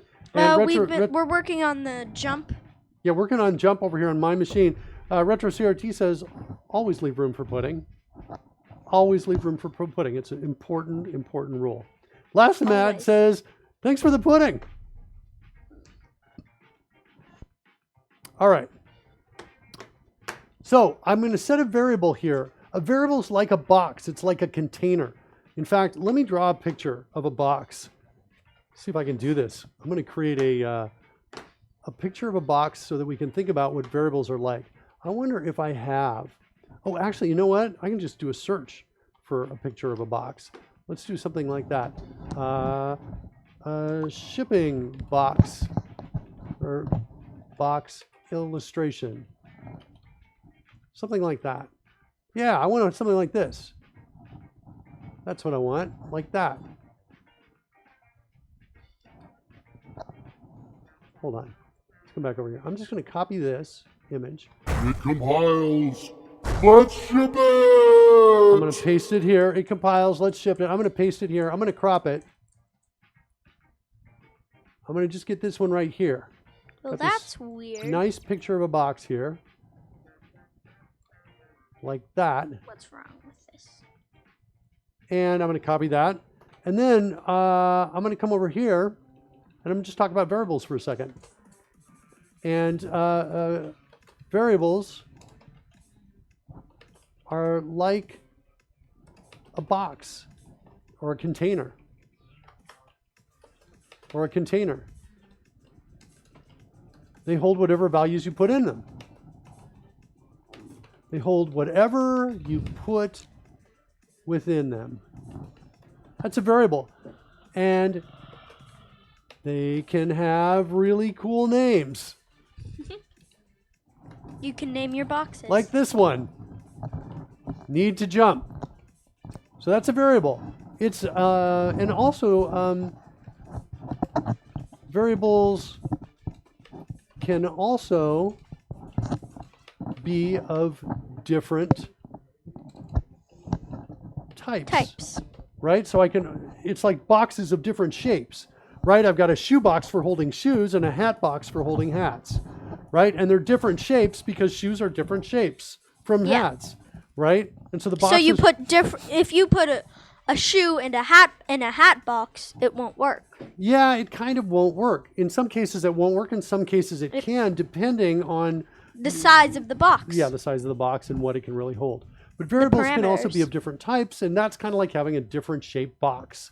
So the variable above Is a bool. is a bool, which means true or false. True or false. Or aren't there some other bools that are like, There's something called an enum. This is what an enum looks like. chocolate? Oh, so Where you I can can put multiple of them. Give it multiple choices, Chocolate, right? What's your vanilla, favorite ice cream, Campbell? strawberry, pistachio. Pistachio. I can't spell pistachio. Pistachio, is that it? I think Like so. that. And so that is what an enum looks like. And a bool is a lot like an enum with just two values, true or false. Okay, so you can say if chocolate, or you can set it. Can you do like a random? Yeah, you can do random. You can do things like that. Do you prefer video games or board games more? As C-Film is asking. Board games. What'd you say? Board games. Campbell likes board games more, but we're doing something that looks like a video game in this in these getting started episodes. But we could maybe change to 2D later and do something that's a board game if you want. Why not? I'm all over the place. There's what's that game you really like playing? The kids like to play that card game where you're like you turn your card over, werewolf. Do you know the one I'm talking about? One Night Ultimate Werewolf. One Night Ultimate Werewolf, right? You can make that as like kind of a board game maybe. Holy cow. Pudding's favorite is rum raisin, but with just a little rum. Don't do alcohol, kids. That's right. All right. Thanks for that public service message. So that's an enum. An enum looks like that where we can give it different like flavors or different kinds of Just words. words inside of them, right? They're all just words, right? But what's cool about Could you this, do it with numbers? no, not really. I can't really do numbers here, but I could do this though. Make floats. And I then could say chocolate is equal to 1 and vanilla is equal to 2, strawberry is equal to maybe 4, and pistachio is equal to 8. So I could do that and now give those meanings and codes and then use those to store information. Like if I get a number, I could turn it into a flavor. And if I have a flavor, I can turn it into a number if I wanted to. So you could write a code to choose your ice cream flavor for you. You could. Absolutely. In fact, maybe we should put this in the game where when you reach the end of the race, there's text that tells you what flavor of ice cream you've won. Yes? No? What do you think? I say why not? I say why not. All right, we'll play in that space. All right, so we've got our different flavors here. I don't actually need numbers here for these. I'm just going to deal with them without the numbers on it for now. But we'll do something that kind of creates this. Could you also could you do different like floats or public floats for them? Or I don't just think so. I floats? think these are only integer values here and here. But Oh, could you do it with an integer then? Yeah. But then I'm saying, could you make a separate variable that is an integer and then name it something and then give it a value like 2 and then put it in the enum? let's see if we can do that. I think the answer is yes. So I'm going to have a variable called my secret number, and we're going to set that equal to 2. And then the question is, can we do this? And the answer is yes. Oh wait, it's no. It says an object reference is required. Oh, because it's not in the same piece. I think I can do a couple changes to this. If I make this static, meaning it's always going to be there, I'll explain static in a minute. But if I do that, I think the answer is going to be yes this time. Is it? No, it's still no. It's got to be a constant. Oh, this is a variable. So we're going to make this read only. Like that. And now is it going to work? Must be a constant. I think I'm mixing up my programming languages here. Try that. Constant. Constants are by default static. Now is it going to work? Now is it going to work? I just need the word constant up here. The reason why is because this could change. And whatever we set here has always got to be a number that stays the same. So the answer is yes if you do it like this. You have to put the word constant in front of it. Sorry, I should have stopped you earlier. But my question was, do you think that we can... Look out, Campbell.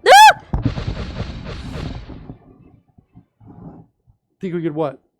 Do you think we could put it like my secret number instead of pistachio or my secret number instead of vanilla? No, we No. cannot do that Okay. because my secret number is a number now, and we want, so it sounds like you want a list of things. We can do that, but I kind of want to, the answer is yes, we can do it, but we won't use an enum, and I'll show you how to do that later when we want to, it's time to actually keep track of lists. No, it's okay. I just wanted to know if we could. We It's like an can. experiment. We totally can. C-Film says, I like whipped cream more than ice cream. Good for you, C-Films. Everybody's got to have a preference. All right, so let's get rid of all this for now. I got my need to jump is set to true, but look, it's grayed out up here. See that right Why? there? If I hover over it, it might tell us why. It says, well, the private member can be removed. As the value is assigned, the value assigned to it is never read. Nobody's ever reading that. Okay? Oh, we're never using it? Nobody's ever reading it. In fact, if I use CodeRush's tabbed index reference, it's only going to 2 locations. I need another if statement down in here. Uh-huh. And I need to replace this with this. Now, if I do just this, can you get a sense of what's going to happen in the code? Is it going to work? Will I have a problem?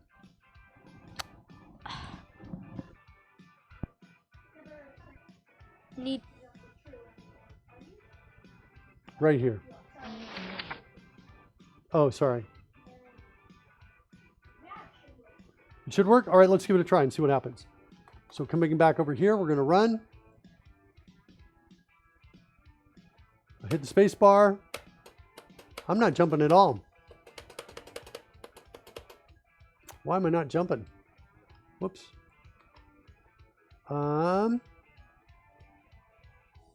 If input get key down, this is in my player properties. Need to jump is true. Let's make sure we're setting. I'm going to do a console log right here, a debug log, I think is what. I think I need to debug.log, and I'm going to say, I'm just going to say need to jump like this, just to make sure we're hitting this line of code. Because maybe get key down is not coming in. We'll see. Let's come back over here. Let's run it. And let's look at the console right here. Yeah, nothing's coming in. So does that mean I've lost that? Does player... Yeah, that's what I'm thinking. It's here, player properties. Oh, maybe the force is just too low. No, because we're not even seeing this. So input get key down is not returning true on the space. Let's make sure we're seeing update get called. I'm going to just copy the debug log. And debug log, if you weren't here with us last time, it just sends a message out to the console. Let's hit play now and see if we see anything coming out here.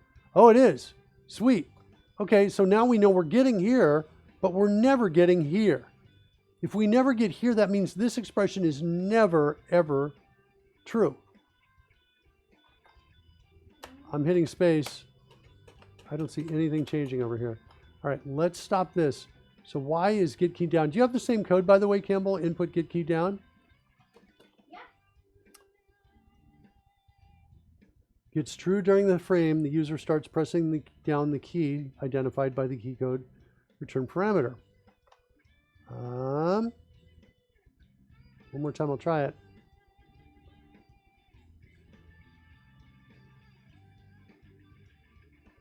Did I hit play? Oh no, now it's working. It says need to jump. Okay, interesting. It wasn't working before, and now it is. It's like we needed to make some changes. So need to jump is true. Now in fixed update, adding force, if need to jump, I'm not seeing it actually jump. So what's going on here? I guess we'll come in and let's make it 500. See what happens. Run that. Oh, that worked. Okay, and it's gone. Why does it never come down?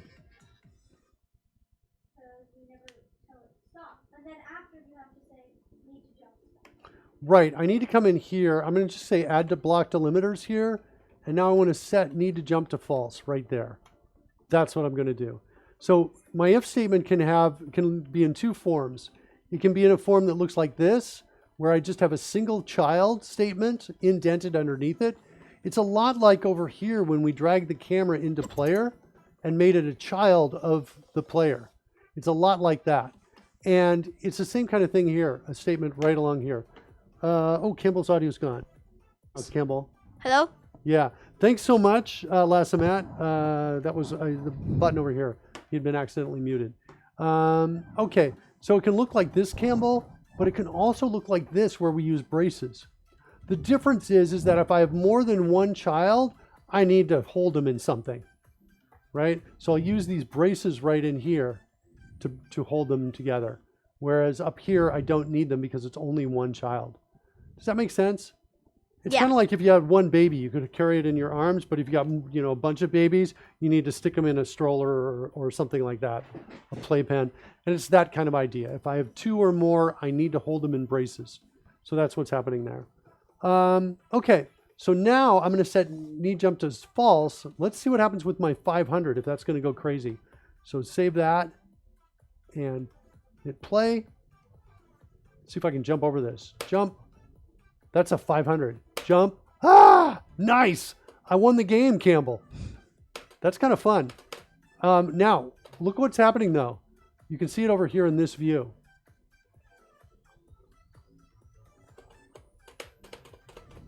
I'm hitting it, and it's not jumping anymore.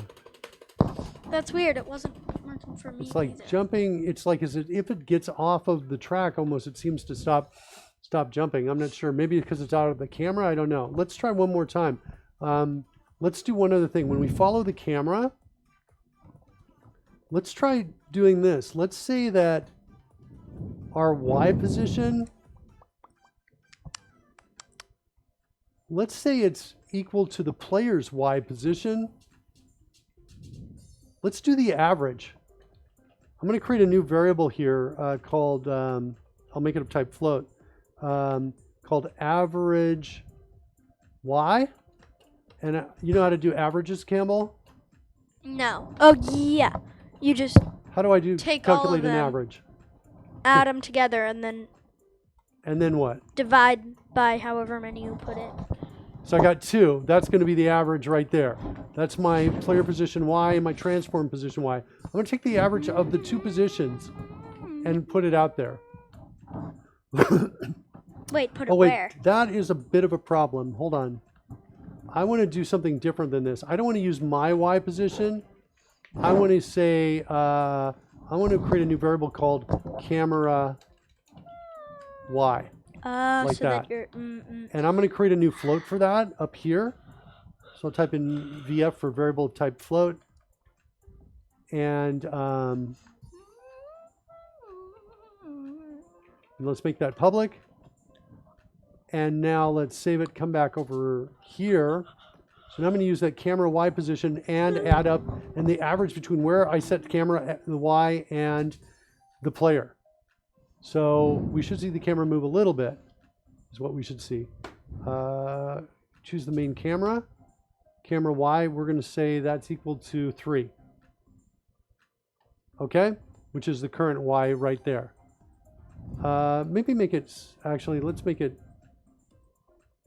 5. All right, let's play the game and see what happens when we jump. So now the camera moves a little bit. Whoa! All right, I didn't win that game. Let's try again. So jump. Now I'm going to jump again. Look what's happening. Because you can just jump forever. I can jump while I'm in the air. Now what's really cool about Unity is look over here. See the Y? Watch when I jump. What happens to that? It gets bigger. And look when I'm landed, it's right there at 3. So we might want to make it if y is less than 3, then or is greater than 3. Then what? Don't jump. Okay, cool. So there's another if statement for us. So Or then need to jump is false. So here's the space is here. What we can do is we can make as that child statement another if statement. So we can come down here and we can say, hey, if the transform for the player dot position dot y is, what did you say, Campbell? You want to do here, if it's greater than 3 or less than 3, what do you want to do? If it's greater, if what is greater than 3. If it's greater than 3? Or what is its position when it drops, when it's on the ground? It's at 3. It is? Yeah, when it's landed, it says it's pretty solidly at 3. Okay, then I would say if it's greater than 3.5, just to give it a little space. So if it's greater than 3.5, Yes. then we're going to say need to jump is true. False. Oh, well, Right? So that's a false. So what we really want to do then is change it and say if it's less than 3.5, then we can say jump. Okay. Does that make sense? Yeah. What I'm saying? I'm going to change it to 3.1. Okay. I think it's possible to get, a couple bumps in here, maybe, so I could do a double jump without, if I really was slamming on the keyboard. Well, you know what? Let's check it. We'll go with the 3.5. All right. So that's what we're going to do. Let's see if we can now double jump. If we have the ability to jump in the air, or if we've lost that. Here we go. Oh, yeah, you're right. There is a little space. I'm not sure. Is there 1, 2? Oh yeah. See that double? I got the double in there. You can maybe even do a triple. Hard to say about that. I think that was just a double. Okay. All right, that was kind of cool. Let's try making it 3.1 and see if I can get a double jump in that. I don't know.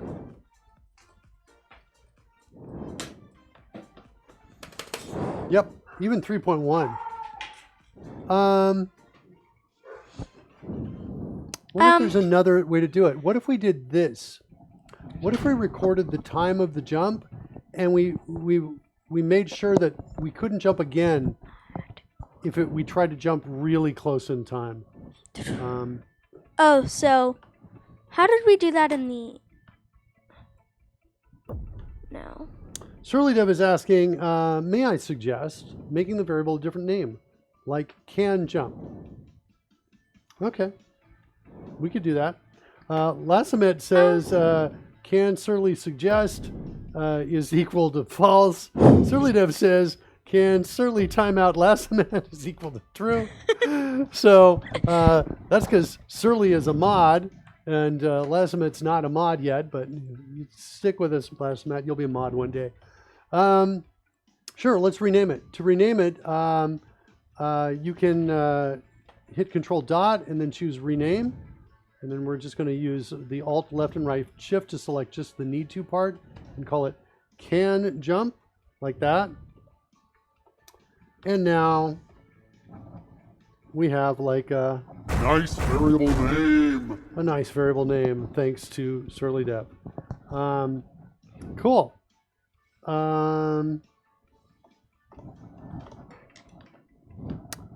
Cool. All right, so we got can jump is true. I guess what I was thinking is we could store the time. Now, I remember seeing something about time. I think there's a class called time. Yeah, there is. No, I think it's with a lowercase. No, it's look. I've got IntelliSense suggestions here. Oh! The time at the beginning of this frame. This is the time in seconds since the start of the game. So what I can do is this. We can do this check first to make sure we're level, right? We can do this. But then we can do this. Well, let's put some braces down here, and let's do this. Let's say last jump time equals, and Campbell, we can do this. We can hit Control Dot here and declare that as a field. Ooh. And then this is asking where I want to put it. I'll just put it there. There. And so now I've got my last jump time, and notice it figured out it was a float automatically. So it figured out the type. How? Because see, time right here is of type of float, and the tooling is able to figure out the types of the things that are there. Yeah. So now you don't have to think about it anymore. Now we've got the last jump time, and we can do one more thing. We can say, we can do this. We can say, if we type in the word and here and we have Code Rush, it'll replace it to this ampersand, which means a logical Boolean and. Okay? Yeah. So it means both conditions have to be true to get down to here. So the second condition I want to check is I want to see if time.time minus remember. the last jump time is greater than, and what is this in? This is the time in seconds. So I'm going to say this is, if it's more than 1/10 of a second, maybe 1/5 of a second. If the current time minus the last time we jumped, right, is more than that, and I'm going to set this to 0 when we start, just to be very clear. No, I would make it smaller. All right, I'll make it -2. So we got a guaranteed first jump no matter what. Okay? This is in seconds. Also, I find this really useful, Campbell, in my variable names. Do something like this. Say what the unit is at the end. Like seconds, like that. It's time highlighted in green, so I couldn't read it. Okay. How's that, though? Last jump time in second. Yep. So if that's the case, then we can now jump, and we don't worry about applying forces because we're not doing that in update. And we're going to come down here, and we're going to do this. And to keep us from always doing this, we're going to say can jump is false. So that's a little bit about the if statement, right? I can have children of the if statement. If I have one child, don't need these braces. But if I want to add the braces, I can. In other words, this code is the same as the code I had before. Do you see that, Campbell? Yeah. I can take these out, or I can come in and add them, either way, like that. Okay. But I cannot take them out if I have 2 children inside, 2 child Do you want statements. to add color now to the game? Yeah, let's do it. I'll switch over to you. Show us how to add color. Well, I don't know why I already had a material here. But if you do create, Yeah. and then down, no, it's actually up here. If you click material, Yeah, right there. and then this will show up in the inspector. And you can click what it should be white at the beginning. Okay, so that's a color And you choice. can change the color to like red. Oh, wait. And this is, right now, it's just a material. It's not, I'm not seeing like the player or the track change. Because we haven't dragged it onto anything yet. Got it. So let's do blue. Like that. And then, Surely Dev's slowly sliding the Code Rush logo across the screen and planting flowers. Just dropping seeds right there from it. Okay. and then if we take this and we drag it, let's do it to the track. Oh, nice. We I can actually like see that color. in the game. Yeah, that's super cool. And then we can also, up here, we can make it like more metallic or smooth. All right. I like it. And then, since we already have this material It here. looks like it's got actually a lot more options than the ones we're changing. Oh, yeah. Well, that's kind of interesting. What's rendering mode? What are the drop down rendering mode up there? What's that? It says opaque. Oh, yeah. We can make it Transparent as well, really. Although I'm not really seeing, I can't really see a difference. Oh no, wait, it didn't change. Oh, now it's changed. Okay, I see a difference in the left, but on the right it doesn't really look different to me. No. I I won't- think it's because here we can't see the, There's nothing. The yeah, grid. and we can't see the grid. Okay, I see. So you're probably right. That means if we move the camera down over here, we might be able to see through it into the horizon, maybe. ooh, that's true. Do you All want to right. try? No, if you want to, sure. Just grab yeah, drag it down. No, I can't really see through it, I think. Oh, I think it's because there's no light. Maybe because it's so thick. I don't know. All right. See. Let's Okay, wait. switch it back to opaque. And Right. Play. what else do you want to do? Let's drag the red to the player. Nice. Oh, wait. Something that I like to do is take the directional light and then see these colors are kind of dark. Yeah. Where is it? Intensity is somewhere. It's like, It's right up above under real time. It's up above where you are now. Up above a little higher, a little more. There it is, right there. intensity. And then you can make this like, no, not that bright. But like 2 Oh, I see. That's kind of cool. I like it. or 1.6 even works. Oh, yeah, no, that's really cool. I like it. Can you also move that light source around? You've got it selected. Where is it? Can you double click on it over there so we can see where the light source is? Yeah. And look, can we try rotating? Hit the rotate tool in the upper left. Which I way want to do you see, wanna rotate it? rotate the light and just see what happens. See what kind of different looks we can achieve. And find one that you like. That looks kind of cool, right there. You can also hold down in the value and move the mouse right to increase the value and left to decrease if you want to real-time change them. So I think he's talking about the word, like on the word intensity, you can click and drag left and right on it. Is that true? Oh yeah, and then here. Right there? There we go. Nice. Nice suggestion. Thanks, Les Matt.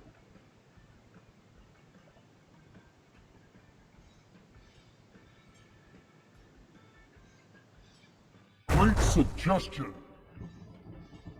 Okay, I like that. All right, cool. Cool. And what's next? We got coloring. We've got color. Do you want to add color to the obstacles? Yeah. Let's get I only want to have one obstacle though. I want to take it with that cube and I want to, instead of dropping them, I want to drop them programmatically. Oh, like so that they drop in random positions? Kind of. I actually want to drop them in a stack. So what I want you to Always? do is I want you to save your work, but let's delete, you know what? Let's don't worry about it. Let's put a whole new cube on here, and this will be what we'll use. So drop a new cube on, or maybe a sphere. Sphere. Does that make sense? Maybe a sphere. For what? Obstacles? Yeah, actually, I'm going to say, let's go back to a cube because I'm worried about the performance on your machine right now. When you get your next machine for doing this, We can do it. yeah, let's drop a cube because I think it's going to be simpler on the physics engine. Cube. Cube. All right, call this cube the prototype. Prototype. The prototype.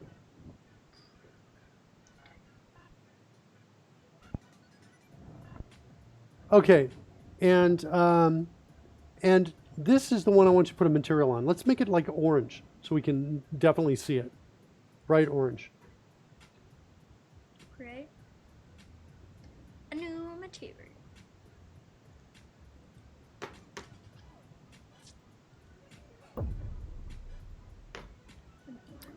Shirley says, Mom, Dad says I need a new computer. Can I, please? Kimball doesn't say please. He doesn't.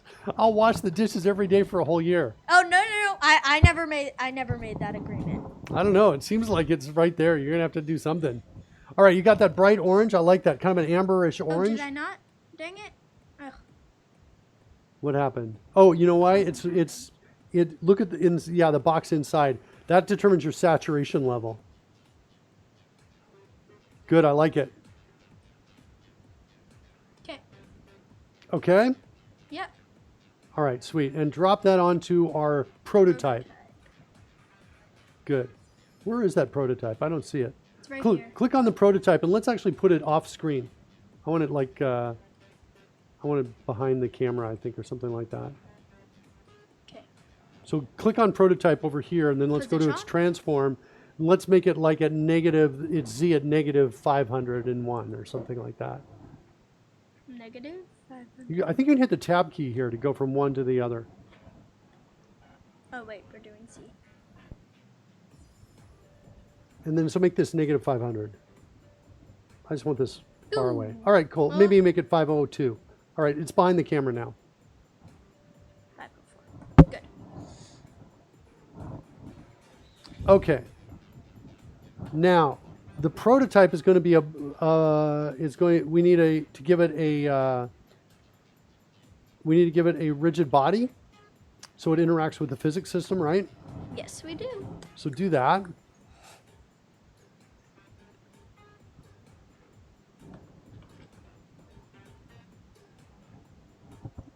Do we want it to use gravity or no? Yeah, use gravity.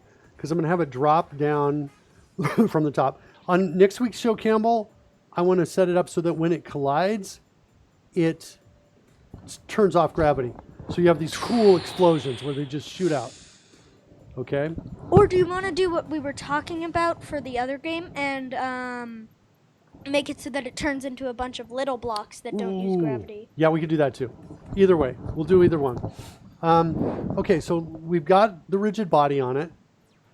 Yeah. Now what I want to do is I want to create a new script, which is going to be like our game script. For what? It's going to have the logic of our game in it. We're going to drag it, I think, to the player. We're just going to call this game logic or something like that. Logic. Ah. And then hit enter on it. By the way, this part seems really important to get this right. It seems like if you give it the wrong name initially and then try to rename, you're looking at a restart of Unity to get it to figure out the new name, I think. It seems. Now, we've got game logic. I think I want to drag that on our player, is what I think I want to do. Or do we want to do it in an empty object? No, I want to do it on the player because I want to know where the player is Can't add script. while compiling. It looks like maybe... It Did you doesn't hit the play compile. button? We can't ship it. Oh, man. It doesn't compile. We can't ship it. Is it the fact that we didn't open it? It may be because we just added the script and it's taking a while To load. to load. Oh, Lassimit's got a great suggestion. You can create an empty game object and put the game logic on it. That's what I was saying. I Oh, said... well, sorry. I said, Lassimate clearly... do you want to shouldn't we do it on an empty game object? And you were like, no, because I want to see where the player is. I do, but that's all right. No, we'll put it on an empty game object, and then we will drag the player onto it. We'll add a property so we'll know where the player is. So let's create an empty game object. Oh, apparently the script isn't on it then. Create empty, I think. Is that it? And let's call this the game, I guess. The game.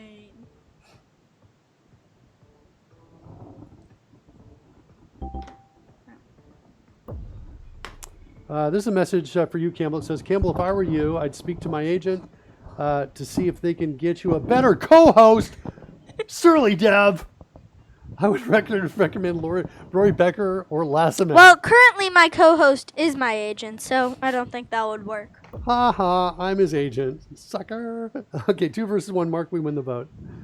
Listen, I'm the guy deciding whether or not this guy's getting a new computer.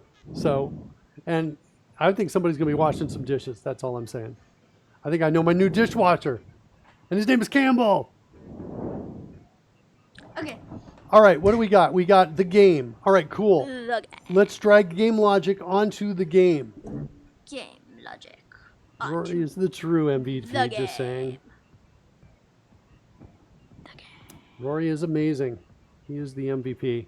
Wait, I should probably get rid of the script here. Oh, the script's... Oh, right, because it didn't work. Yeah. Okay. Game logic. Yeah. Open. Now, in your other scripts, you've already got a transform, a property of type, a field of type transform called player. It's, I think, in the camera properties. Camera properties. Wait, what are you talking about? You've got that line 7, copy that.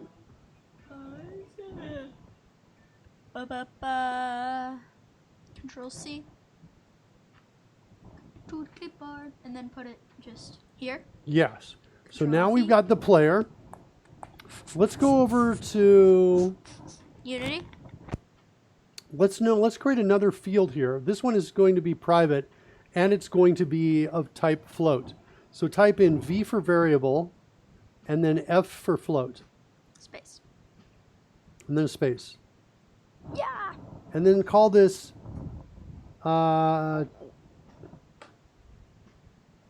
What is this one call gonna be this last drop position. Call it last drop position. for? Drop position. Good. I love it. Now hit enter to get out to the end of the line, go down the next line and type in VI for variable of type integer. We're going to do another one that's not public. and we're going to call this.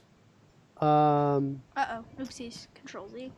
VI. Try space. it now. I Space right there. accidentally hit enter. Okay, and we're going to call this num blocks to drop. Blocks. To drop. Not so. And set it equal to 1. To drop. And let's change the say it equal to 1. So just give it an equals 1. Equals 1. Good. And up above on the last drop position, let's set that. Let's change the name of that to last drop position Z, because we're only caring about the Z position. Z. Yeah, and set that equal to like make it an uppercase Z. And set that equal to like -10. So it's behind the camera, -10. I think. Okay. Now, we want to find, here's what I want to do. Every time, as we move forward, the player's Z position is changing. Every time we get like a certain distance from the last drop position, I Drop want another block. to drop a block. And the number of blocks I want to drop is the number that's right up there in num So do blocks we to want to drop. do like if the delta Z from I want to see if the delta Z between the last drop position and the player's position Yes. If is that delta Z is bigger what? than a certain number Bigger or than a equal, certain number. bigger or equal All right, greater than or yeah. equal Let's to. actually create a public, let's go up to the top again. Let's create a public property that's going to be that number. And it's going to be distance. And then we're going to make this a float, I think. So float. No, what? I didn't put that. Control Z. Let me show you a fast way to do this. Oh, I put float. Select the whole line. Float. Or you can do that. Just fine. Just keep going here, and I'll show you a faster way later. What is it? Okay, the what is it is to just type in VF, variable for type float. VF space. Yep. And then give this the name. This is going to be the distance between drops, is what you're going to call this. Distance between. And it's no spaces. Right. I got it wrong. Blop, blop. Distance between. And then Alt right can get you out to the end there, or Control right arrow could get you there fast too. Jumps. Or Drops. drops. That was it. And then the Nope. keyboard shortcut for changing it from private to public. Yeah, it's Alt up and down, but I noticed it doesn't seem to be working with floats, and I think you're going to have to just click on that icon to the left of the word. Oh no, it's working for you. Cool. Public. It wasn't working for me sometimes. I wasn't sure why. So, all right. So there you go. Distance between drops. Let's set that equal to like some number now, like 10. So 10 of my cube's distances, maybe 20.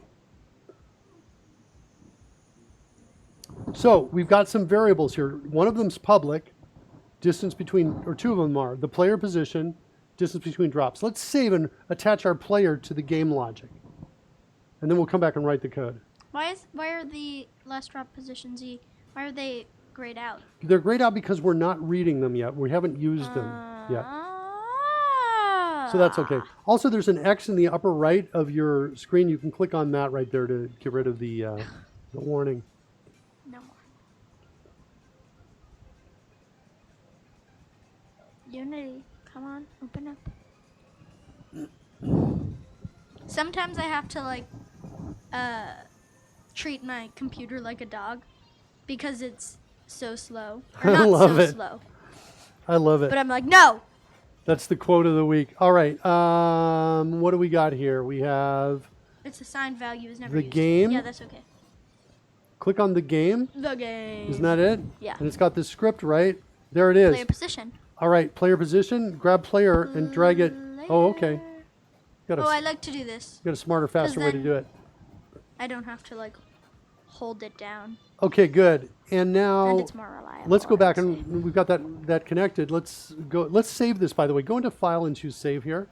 So we've got it. Or we saved can it. just Control S, right? Oh, yeah, Control S, and that asterisk goes away up there. Okay, good. Let's go back into Unity. Visual Studio, actually. Visual Studios. All right, so we want to add things into the game. That's kind of a physics related thing. Instantiate, right? What'd you say? Isn't the line for that instantiate? I think it is, but what I'm getting at though is, should it be an update or fixed update? Where should we Fixed add update, things? I think. And why do you think that is? Because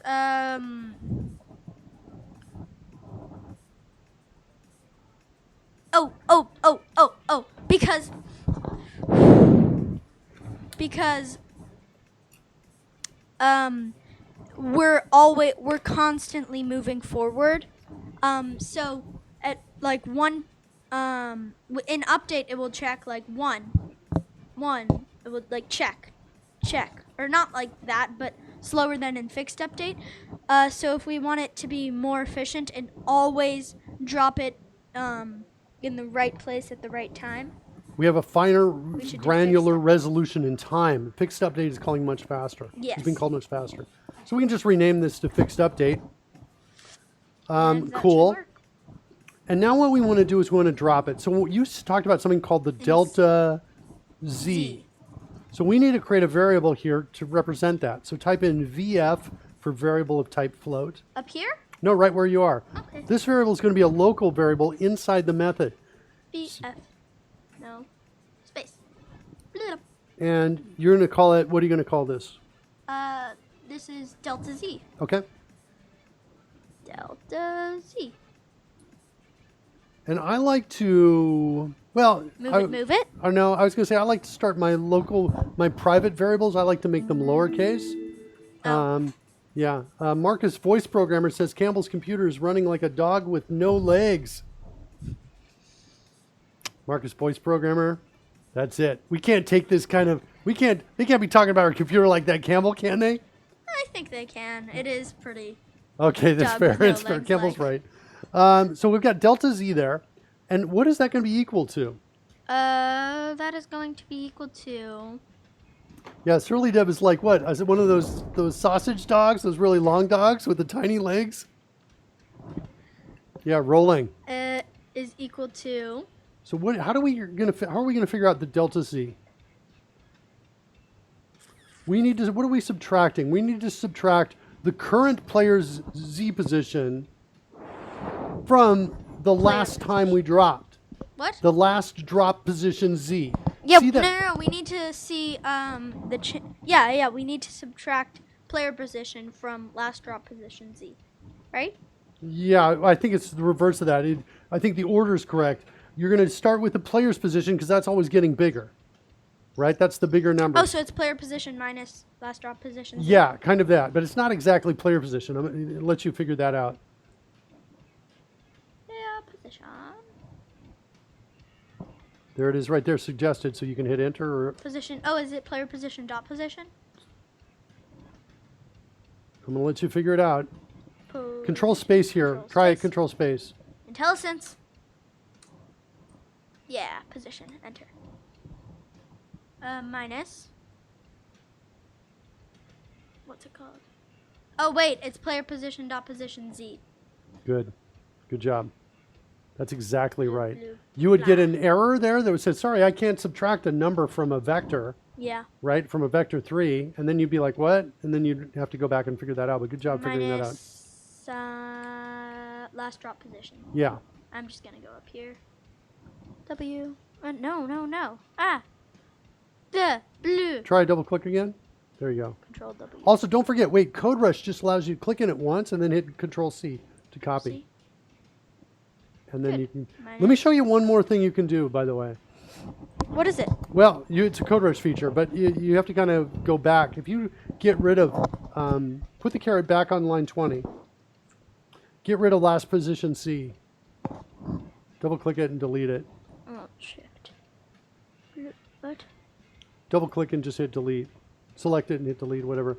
So hit Alt plus Home. Now I know on your keyboard the Home is in kind of a weird place. Where is it? It's off to the side. Oh, yeah. It's in here. Can you do it? Alt plus Home. See that? Coders has dropped a marker for you there. Now put the caret up on line 8. Right? If you put the caret up there, right, here's the fast way to do it. Click it in there. Now just hit copy, Control C. Control C. Right? Coders will select it. Now hit escape, and Coders should pick that marker up if you have the option. And now you hit paste. Genius. Okay?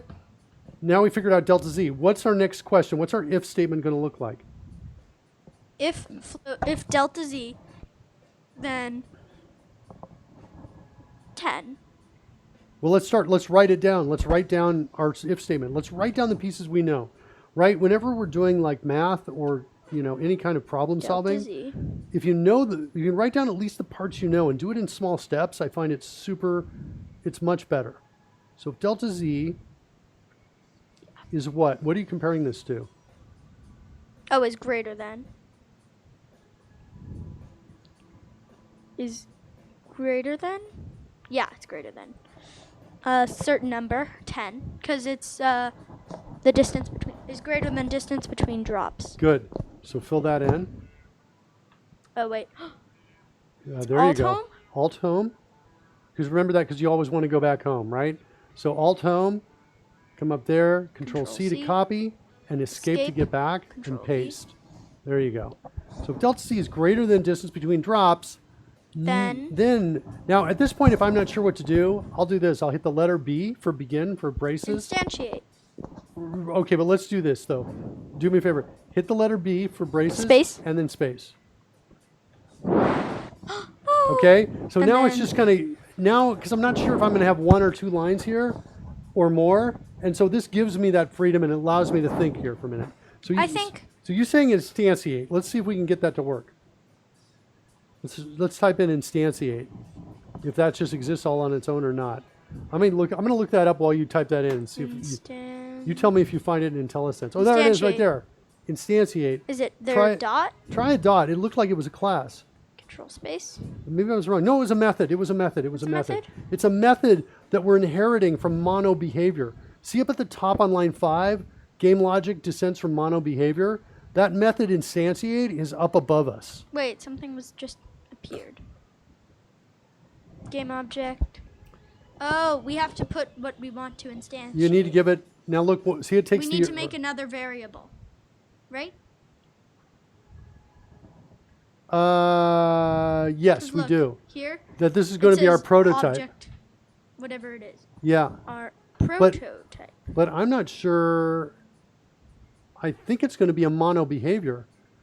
I think it's going to be public mono behavior prototype is what I think this is going to be. Public. And you can drop a marker here, alt home, or you can spell out mono behavior. But if you want to spell out mono behavior, put a space between that and the next word so you get IntelliSense. Because IntelliSense is confused by the word prototype right to the right of the caret. Now come back, and now if you type in a V, it should suggest mono behavior. No? Control space might help, but it looks like you Done. got it. All right, and then what do you need at the end of the line? Semicolon. Okay, so now we've got our prototype. Let's go save this and connect our prototype up. Oh, can I just put really quickly the prototype You bet. right here? Sure. Pro. Not there. Yeah. Inside the parens. No. It's It- look. Inside the It parens. says object, whatever we want to put. Dot instantiate. And says- then also inside. Oh, I see what you're saying. No, that object on the left, let me show you what that is. So the first object on the upper left of that first object is the return type. This returns an object. So when we call instantiate, it builds something for us. Okay? Oh. The next object, just before the dot instantiate, that object is the class where instantiate is living. Okay? Then you've Okay. got the parens, and then you've got the parameters to that plus 9 overloads. Mean there are 9 versions of the instantiate method that only change based on what you pass into it. So there's different parameters you can pass into it. Also, the error you're getting right here says no overload for method instantiate takes 0 arguments. Your problem is that your arguments between the parens you need to put something there. Yeah, we need to put something in the parens. So okay. notice it says here the first parameter. Well, actually, if you go into instantiate, you move over. Why don't you delete that space to the right of the word instantiate between the parens and the word instantiate? Right there. And then go inside, and if you hit Control Shift Space here, it gives you 1 of 10. Now, if you hit the down arrow, you can go through all of these. If we just give it the original, right, it'll just drop it right over the original. If we give it an original plus a transform, it'll put it where we want to put it. Okay? Yeah. So what we want to do is transform it is what we want to do. So let's come in here and let's say instantiate. And let's pass in the prototype. Okay. That's the original. Prototype. Prototype. All right? Dot transform? Yeah, do a comma. Oh, no, wait. This is the original. No, it's just the prototype. We're not going to instantiate a transform. We're going to instantiate a whole prototype, which is the whole cube with the rigid body, all its settings. Now let's do a comma, though. I want to give it a transform so we can actually see it. And let's just type in the word, well, let's see. Let's do player position. No, wait, let's just type in this. Let's type in new position here. Type in the words. What's this going to do? We're going to turn this into a variable. It's not going to do anything yet. We're going to create a new variable called new position and calculate it on the line above of this. Oh, and that new position is going to be the player position It's going to be of type transform. plus, yeah. And then it's Okay. going to be the player position plus a certain amount. Right, exactly. Okay. And I'm going to do one other thing, but first type in the name of it. New Call position? this new position. Do lowercase, start with a low. New. Mystic Soda's out there, says, yay, KidzCode. Thanks, Mystic Soda. Hello. Mystic Soda. And Mystic Soda was just commenting on the, when we had that before. In fact, you've got it up right now, that the first is the return type. That's the object. The second one is the class. The third is the method of the class, and the fourth is the parameters, the method. And the fifth is how many overloads it has. Not on this one. In here, we don't have that fifth one over here, but on the other one, we saw it before. So now we've got new position. Copy it to the clipboard. Control C. Just hit copy on it because your carrot's in it. Control C. Okay. Now I want you, I want you to drop a marker here. Wait, no, I here? don't want to do this. Drop a marker down in 25, down on line 25. We'll pretend where we're down there just because I want you to practice with the markers. And it looks like you've got insert overwrite turned on, I think, because of the blocks. What is that? Hit the insert key. Remember we talked about this? How do I get rid of that? Look for the insert key on your keyboard. Insert. Oh, There it okay, is. that Good. worked. You're back to normal. Just drop a marker here. Marker in prototype? Yeah, anywhere. It's just to get close because we want to get quickly back down here Alt again. home. Okay. Now I want you to go up to transform. And I want you to right click on the word transform in line 7. And I don't remember if we did this or not already or not. Looks like we did it already. I think we created hit escape to drop the menu and escape one more time to pick up the marker. Escape. Go up to the line above and hit enter. Enter. And now try typing in V, and I think it's X4. I think we created a shortcut for transform that was Yeah, I think we X4 or did. maybe XF. One of the two. Try VXF maybe.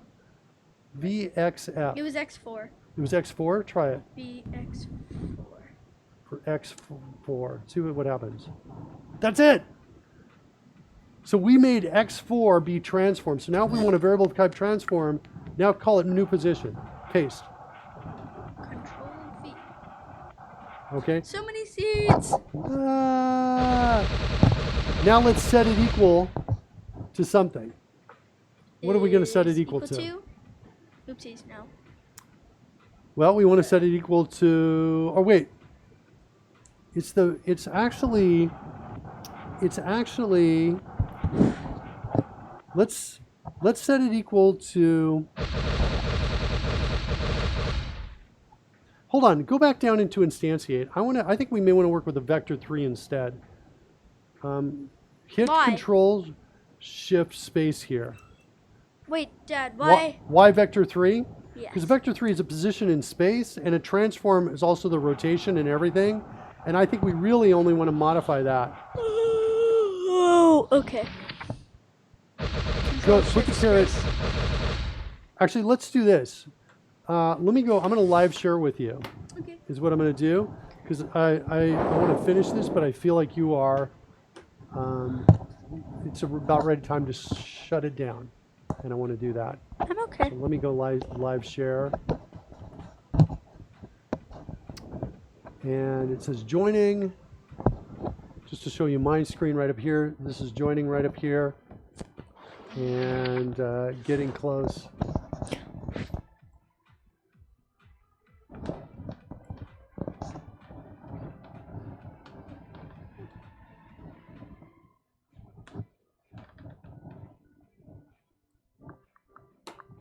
Joined.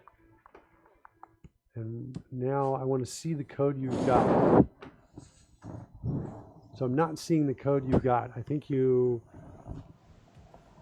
Are you sharing over here on... Am I? Yeah, it says you're here. Sharing, it says I'm here. Try selecting one of the files there. Wait, Do I need to... files?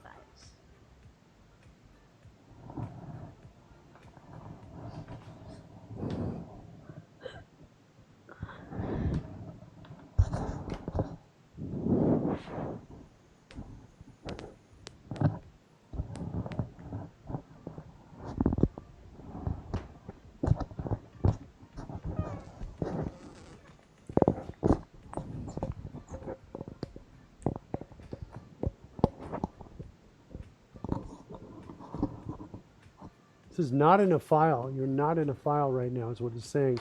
Not? That's what it's saying, but it clearly looks like you're in that. I wonder why that's not working like I wanted to work. Drop down your sharing or double click on me is at least, see if that works at all. I'm not sure if there's any kind of interactivity we've got there.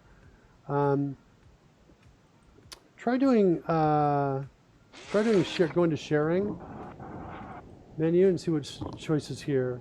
I can copy link. Try doing the copy link again on this and give me a new link over in Skype. yeah, give me a new link over in Skype, and I'll take a look at that and see if that's going to help me get over there. Oh. Something not working. Skype. Oopsies. Oh, okay, never mind. I got it. Control V.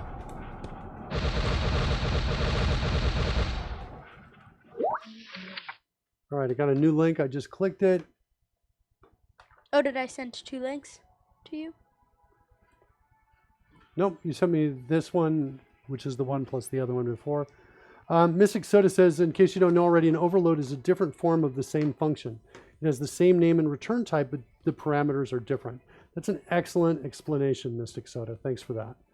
I appreciate that. All we see is the cardboard box. Okay, now let's see what's going on. Yeah, no, I got the cardboard box. I'm there. Do I have it now working? Yeah. This No, that's is that's me, your code.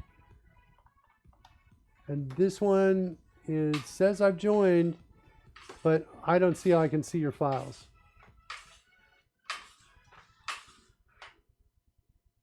Huh. Is it here? Here we go. Yeah. I just had to drill in. Is that what I had to do? Okay. Logic. All right. So let's see where we are. Which one were you working on? You're in Game logic. player properties right now. No, you're in game logic. No, I'm meant to be in game logic. I Okay. don't know what happened, but All right. So you're in game logic. Let's go look at game logic here. All right. So here's where you are down there. I am going to. So new position. Let me take over coding for a second. Is that okay? Yeah. Or you're going to go ahead. Yeah, actually, this is fine. Go ahead and hit Control Space to finish it up. Control. If you're starting to type it in, let me show you. I'm just going to delete that. If I'm starting to type this in, Control Space should give me. Oh, it's not giving me IntelliSense over here. But you've probably got it. So anyway, player position is here. But then now I want to do is I want to change the transform. I want to say. Ugh, dang it! It just became blurry again. It did? Yeah. All right. But I think it's okay. I'm going to type it in though. It's going to look instead at the the other one on my at the screen. live share. Look inside Whoa. of Visual Studio. Something weird. It's putting an error on everything. That's okay because I'm still working on this. So we want to do a new vector 3. I don't think I have added that yet. So we're going to create a new vector 3 here. And we're going to change the position of this. I just realized my formatting is different from yours. We'll have to fix that before the next show. The vector 3 is going to be what? Can you stop making that sound? Oh, yeah, sorry. I'm just totally distracted by that. It's going to be, what's our position in 3D space? Our X, player Or Y position and dot Z. position. Now I've got IntelliSense dot X. That's our X position. So this is the player X. And then our Y. That's and then the our Y. Z. And then the Z is going to be Z plus some distance ahead for the drop, which I don't know, I'll say is maybe, let's make it distance ahead to drop, like that. Let's go declare that up above here. I'm going to come right up here and I'm going to duplicate this line, call it distance ahead to drop, and we're going to say that is equal to maybe 20. And that's my new position. And then we're instantiating that in the new position. The Y actually is going to be up above. We got to get the height of this. So we might want to say plus 5 right there. Wait, why? Why do we want it to be higher? Why do we Because want it's going to drop. Yeah, we want it to drop. Is what we wanted to do. And then, now this is all looking weird on my machine because of my indentation being different from yours. I think let's do this. I'm going to change my indentation on my side like this. I'm going to keep mine because there's actually a value to this. And I'm going to show you how to change yours on your side. Let's go, we'll switch to your machine. Go into Tools, Options. Tools. No. Tools, Options. And then we're going to find, scroll down to, I think you're looking for languages. It's one of these big categories. Wait, stop a second. Maybe text editor. Text editor. It's up near the top under work items. Yeah, there you go. Open that. Click the arrow, the triangle to the left there. The triangle to the left of the word, yep. And look, now C#. Click the triangle to the left of the word C#. And then click on tabs. Tab size and indent size should both be 2. 2. Yep. And then say keep tabs. This is the most important change of your life right here. What is Alright. keep tabs? Keep tabs means it keeps the tab character, and convert to spaces means it'll add spaces instead. Oh, what? I was always so annoyed because I would have to do like backspace, backspace, backspace, backspace. Yeah, you won't have to Even do though that I anymore. would just do like 2 tabs. Yeah. And then I would have to go backspace, like tons of backspace. That's my son, kids. All right, click on OK right there. There we go. Now we have something we can talk about. Now it's all in the right position. It's got the code that I've added right here. Where we're creating it. Let's run it and see if it works. Okay? It's saved. Let's run it. Oh, there's one thing we haven't done. What is it? This is going to, once it gets past a certain point, every time we call fixed update, it's going to drop a box. It's going to drop hundreds of boxes. Why? In seconds. Watch. Let's see if it drops in. First, if it drops a box, that's good, because that means instantiate is working. We have to get past a certain point, and then let's think about the why if we see that happening. Not seeing it drop anything. All right, and so let's debug it and figure out why. Are you okay to keep going, Campbell? Because we're at about 2 hours. Do you want to keep going, or do you want to? Okay. All right, so let's go back and debug it, because we can end at any time, and we'll pick it up just wherever we left off. No. But I think sometimes it's good to kind of figure out something and get it going if you can. So in fixed update, I want to put let's do a debug line right after instantiate and see if we're seeing it in the console. Or before it, either way. Just go onto either one of those lines and type in DL. DL space. Yep. So you got your debug line in there. It worked. Debug.log. And pass out a string that says instantiate. Right. Put it in quotes. Quotes. Doop, doop. No. It worked.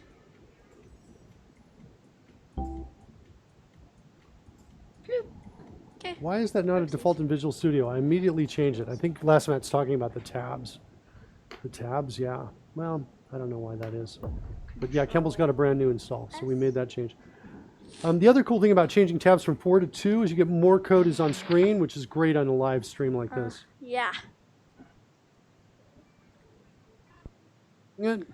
I'm trying to get it to Unity. But it's Okay, not. you're doing great, Yeah. Campbell, by the way. Okay. All right, so we want to get on the Yeah. console window. Okay. You're going to love your new machine, buddy. So do we have a deal? You become the main dishwasher to pay for your No. computer? No. That we was Surly No? Dev. That was not me. don't? I don't know. It's a pretty good deal. And the reason you use tabs, not spaces, is your colleagues with sight issues. That's, I guess, if you're talking about the tabs being visualized, being there. Did we get anything? What are we getting in here? No, we're not getting The object you want to instantiate is null. Sweet. That was before. That's a great message, though. Now, It because that is. means we didn't drag it. Is that right?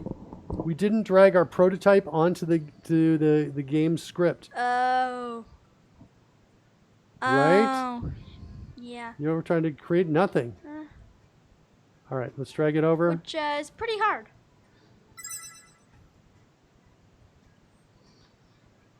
What? Oh no. Select mono behavior. The prototype should be in the list. Did it work? It's not allowing you to drag it. No, it's What's not. prototype? It's maybe not in mono behavior. Click Yeah, on it's not a prototype. mono behavior. What is it? Let's find out what it is. What is It it? is How do we tell what its class is? Hover. Can you hover over prototype over on the left in the? Yeah, hover over it. Does it say anything? Are we getting any hints on it? Oopsies, no. Is there a you right click it? Is there a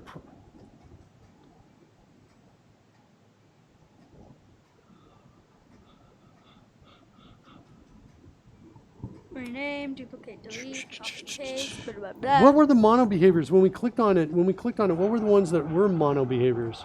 It was player, Go back and click on it. It's the game, right? the game. Yeah, player, main camera, and the game. I wonder, is it in the code? Nope, this is...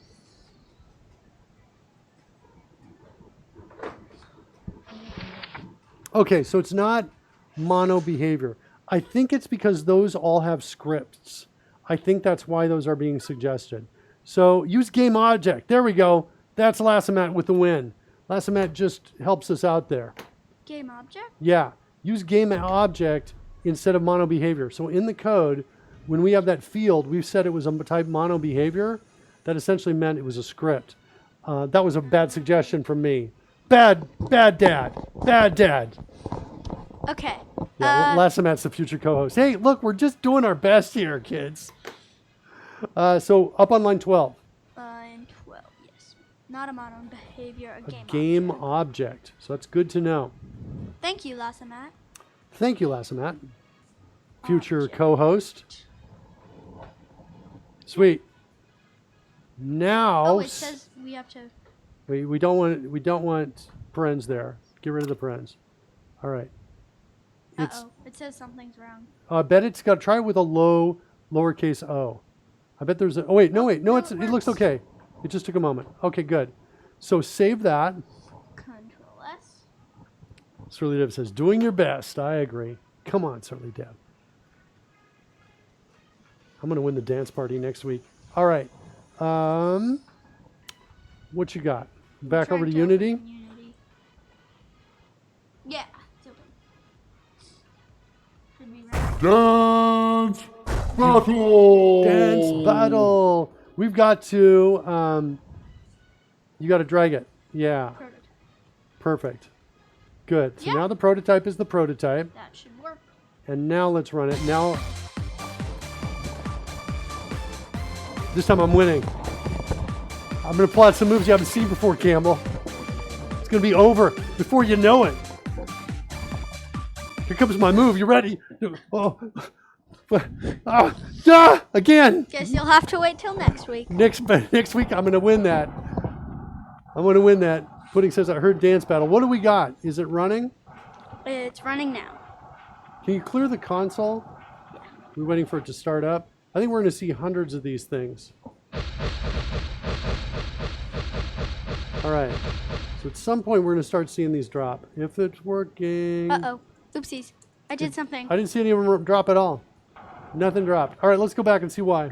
It might be that I fell off of the board too What else do early. we have to do when we're adding an option? Let me look up instantiate over here and see if I can figure out Okay. what we have to do. Unity, instantiate, Oh, do you want to share your screen? to an show? object. Sure. Here we go. In C#. I'm going to type in a game object like that. Yeah. Got some instantiates. Looking for... That all looks like similar to what we've got. Huh. Dad, I started getting the debug logs, but after the track ended. Oh, that's great. Let's go figure that out. Why is that? That's really good information. Oh, wait. Is it the number of locks to drop? We haven't used this yet. No, it's not that yet. It is... Wait, what are we going to use that for? So some point, delta Z starts getting big. But it's not till it gets to the end of the Yeah. track. Why don't we make that number smaller then? Where is it? If delta Z is bigger than distance between drops.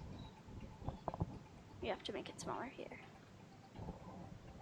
Why don't we make this like 3? Well, it doesn't make sense because your track is like 1,000. I'm trying to figure out what's... I think there's something else wrong. But let's go ahead and try it. Clear the console log. Or I think there's a way to clear it. Yeah, there it is right there. 1 second. Clear the console log and run. And let's watch the console log and see when they start to drop. Ah, frack. Dang it. All right, we might want to get rid of those guys. Yeah. Just delete. Next week, we'll put barriers on the track. Yeah. And maybe make it so that we can move left and right. Oh, yeah, and make it so we can move left and right. That'll be perfect. Okay. All right, so now let's try it.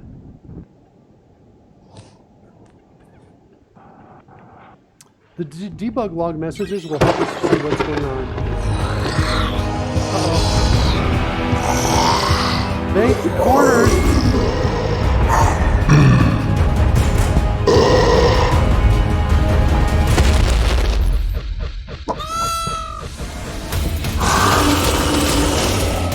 That's your mom.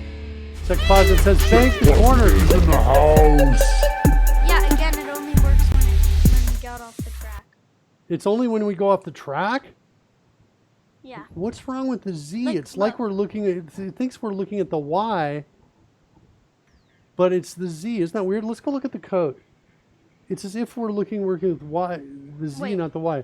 Is Oh, R? wait, it started at the beginning. And then, look. Just go forward. Is this moving? I can't tell if it's moving Yeah, or it's not. moving. It is? Just, we don't have any obstacles to see us going by.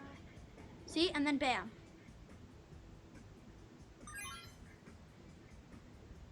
Okay. Let's,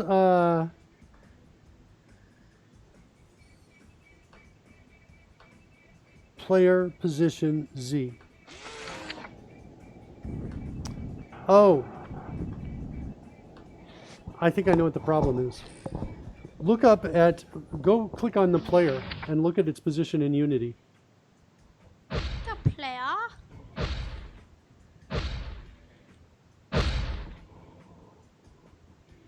See the Z? Yeah. What's that number? -500. Okay, go back over to the code now. knowing that the player's position is negative 500, look at line 23. Player position Z, negative 500, minus last drop position Z, which is negative 10, is negative 510. So we have to do plus. Is that going to be distance between drops? Right. Well, the last drop position Z, you got to make that negative 510 up there in line 8. It's not until we get over at the end that it's making sense. So we've got to set this to negative 510. I think this is going to now fix it. Okay, Control S. And it's still broken. I'm predicting this is going to drop hundreds and hundreds of these things. Once that happens, do you want to end the show or do the show me something cool? I think I want to. Or Yeah, do you we want to can. get it to drop? I think I want to just figure out why. Just look at it for a second and figure it out. But is the var is negative itself, right? What? It just went to the end of the track. That's odd.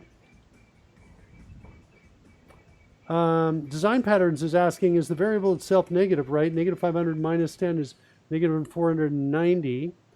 Yes, it's still negative, at least it was. Oh, we're jumping now. What? I'm sorry, I was looking away. I was reading what Design Patterns was asking. It's okay. Let's look at this again, Campbell. Can you? The code? Yeah. When does it start showing up? I want to see if there's any difference. So what's They happening don't now show with up, though. I still last can't see position 'em. Z being negative 510, we're now doing negative 500 minus negative 510, which means it's now going to be delta Z is positive 10. Distance between drops is greater than. We should see it worked much sooner. Can you try that, Campbell? People are trying to talk important stuff here. Surly, come on, man. Oh, Surly's fine. Okay, can we're doing it again. Did you hit clear Yeah. on the console, or is it? I don't know if it clears automatically when we start. See? It looks like they're coming out at the beginning. I'm not sure.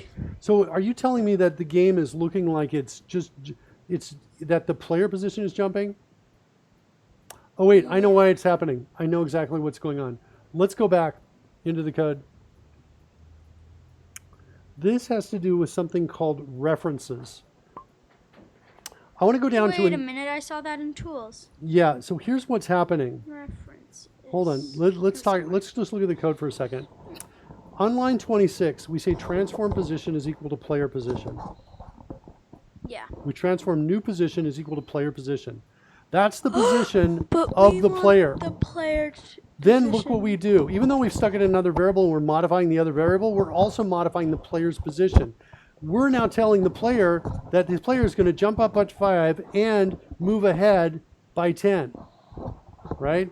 Then we're going to instantiate a new piece right there at the same spot as the player. So we want to do new position. Oh. But what I We want to do is, wanna- that's why I want to look for a transform. I want to look for an alternate version of instantiate. Let's switch over to my machine a second. And let's go look at the, let's go look at that code. I want to see something that is, I want to see what other options I have here. Well, it's taking a while to load these up. I wonder if fixing your machine so your machine is faster will also make this faster.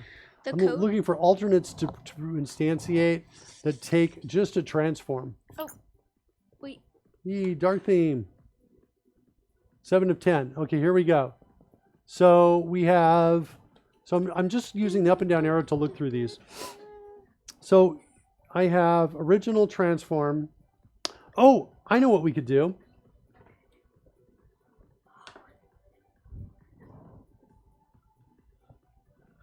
I'm going to do this. Do I have a version of this that takes in game Transform? object to say the What? type? This is like a way, and I don't know if this exists or not. It looks like it might exist. And now what I want to do is yeah, I want it to does. say variable of type game object. We're going to call this game object. And now this is what I'm going to do is equal to that. We'll call this the new drop right here. Whoops. The new drop. like that. And then I'm going to modify, instead of modifying, instantiate's going to kind of clone things, Campbell. And what I'm going to do is I'm going to, instead of doing this, instead of doing all of this, I'm going to make this be player position. And then I'm going to say new drop, transform. And now I'm going to modify transform by setting its position equal to what we've done. And now we've got something closer to what I think we thought was going to happen. It looks like we don't maybe need this. Maybe instantiate returns a game object. Okay, sweet. So let's try this, Campbell. Run that on your side and see what that gives us. Okay. And so, 1 second, it's importing. We did a so lot of code. instead of changing the player's position now, we're going to change the instantiated object's position. And then it's going to be time for show me something cool. Show me something cool. Do you want me to do it now? Or no, wait. I was going to say No. while you're waiting, but it looks like you're going. Field num blocks to drop as a sign plus value never used. That's okay. We're gonna work on that. And I think we're going to see a whole bunch of these just dropped in front of us. And I think it's going to be a little crazy.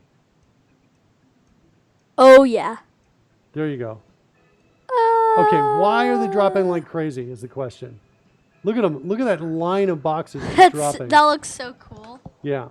All right, stop the game. Let's figure out why. Can we do that and then we'll end the show? Yeah. And I was going to talk about for loops on this show, but I think we'll save that for next time.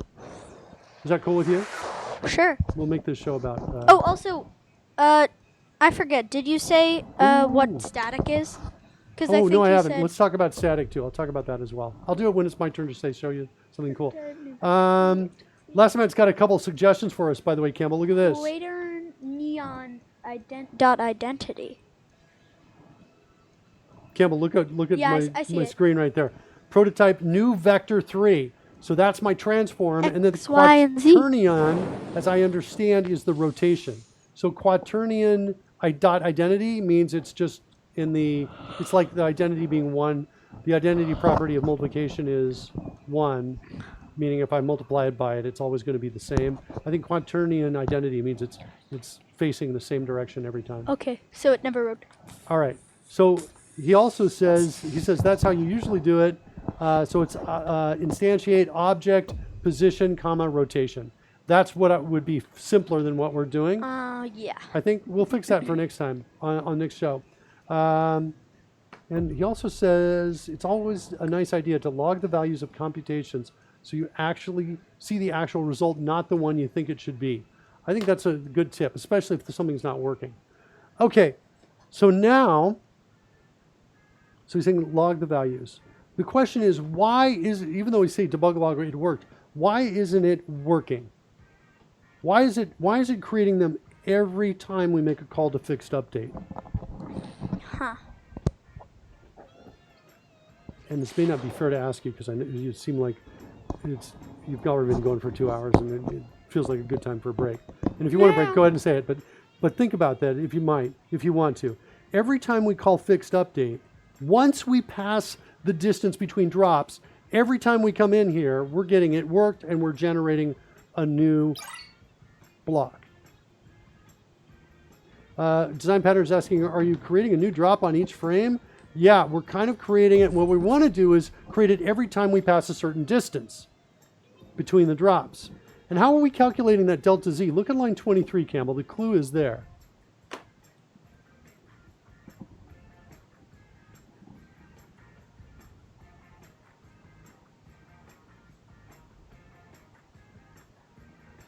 And another clue is if you put Is it the fact that last drop position is always the same? Is it yes, constant? it is. If you put the Wait, caret... actually? Is that it? Yeah, that's it. If you put the caret in last drop position Z, let me show you something. Just click inside it. Hit the tab key. This is CodeRush's tab to Nix reference. This is a great tool for figuring out what's going on. It takes you up to the top, and then tab again. Keep hitting the tab key. It's only used 2 times. Yeah. right? Oh, so wait, do we want to do another line of code that's saying last drop position Z is equal to last drop position Z plus a certain number? Well, we can actually just set it to player positions.z. What? Look at the line of code it's on. 23. We can set last drop position Z equal to the player's position. Oh, okay. Plus distance ahead to drop if you want. Like that. Or whatever. The last drop position. It doesn't really matter. It doesn't matter too much. So, How but would yes, we we do need to that? set that. How do we do that? We'll copy to the clipboard, so hit Control C. Bloop, Control C. Yeah. And then now the question is, what line of code do you want to put it on?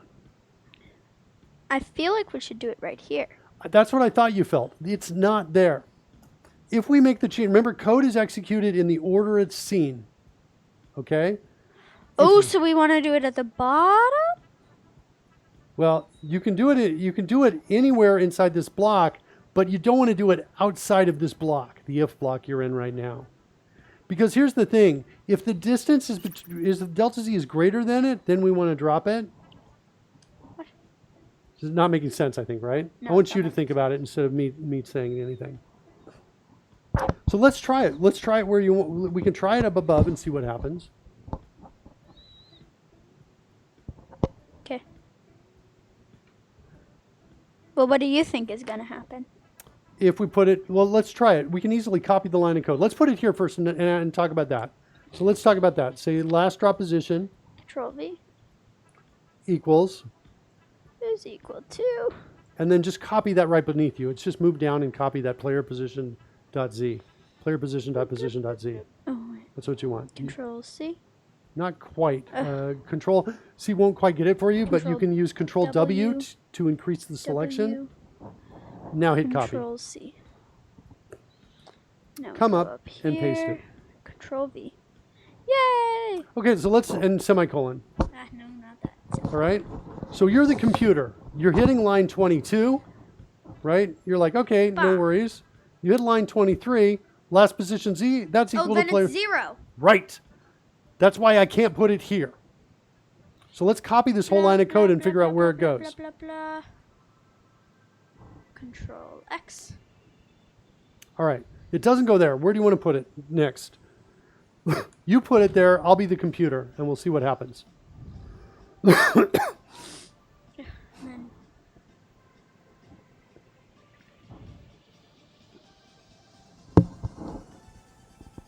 Oh, you can put it there.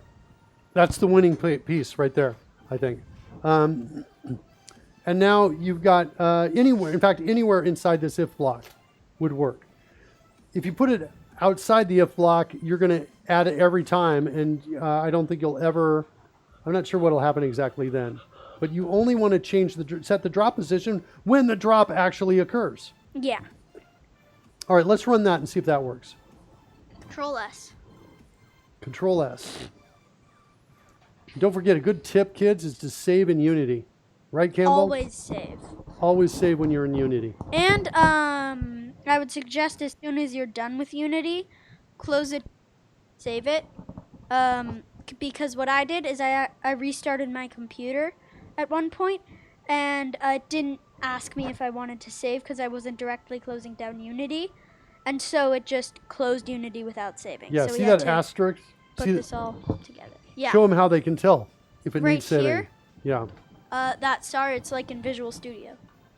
So It tells you it's not saved. So if you just hit Control S, then it went away. All right. Are you hitting play? No, I just did. All right. And then we're going to do show me something cool. Show me something cool. And then we're going to, and then we'll end the show. And we'll rate another show. Hopefully, we'll get a good live coder out there. Yay! It worked. Nice. Kinda. Oh yeah, it did. That kind of looks like it's working. My jump is super high though. It's putting them at the same Y height as you. It's kind of interesting. I'm not sure why your jump is so high though, but that's kind of cool. They don't look like they're falling down to you. No, I think it's just I'm going so fast. They don't have time to. Did we say use gravity on those guys? Yeah, we Do you did. think they don't have time to fall? Yeah, they don't have time to fall. Cause They're using gravity? Okay. Yeah, I think they are falling. It's just I get past them before they can. Let's look at the code and let's Fall change the. Let's tweak a couple things in the code. Make. Um, Wait. First, I want to just make this. Force. Just 2. Your jump force is 100. Whoa. I'm gonna drop that down too. I thought it was like 3 or something. What was it at? I don't remember. I'm not sure how we're using that. If it would. Also, I think I had a different jump code than you. So if you could, I forget. And I think yours worked better. But yeah. Okay. Code. Okay. What do we got here? What are we doing here? What I forget why we're here again. Oh, let's take out line 29. It worked. We don't need that anymore. Oh, Yeah. the +5. I was going to suggest dropping this number down. We might want to just make it bam there. Might- Or no, because then it would drop. Oh no, like Yeah, 2? maybe make it 2 +2. Let's try those 2 changes and see if that works. Also, the distance ahead to drop, that's a property I think we can change on the game and make it drop further ahead of us so it's got more time to land. Next game too, we can make them spin or something if we want to. Or maybe not. We could do stacks. I was thinking stacks of blocks. Okay. Now it's got more time. And we would really like a way to move. Yeah. All right. So that's cool. All right, kids. Now it's time for... Show me something cool.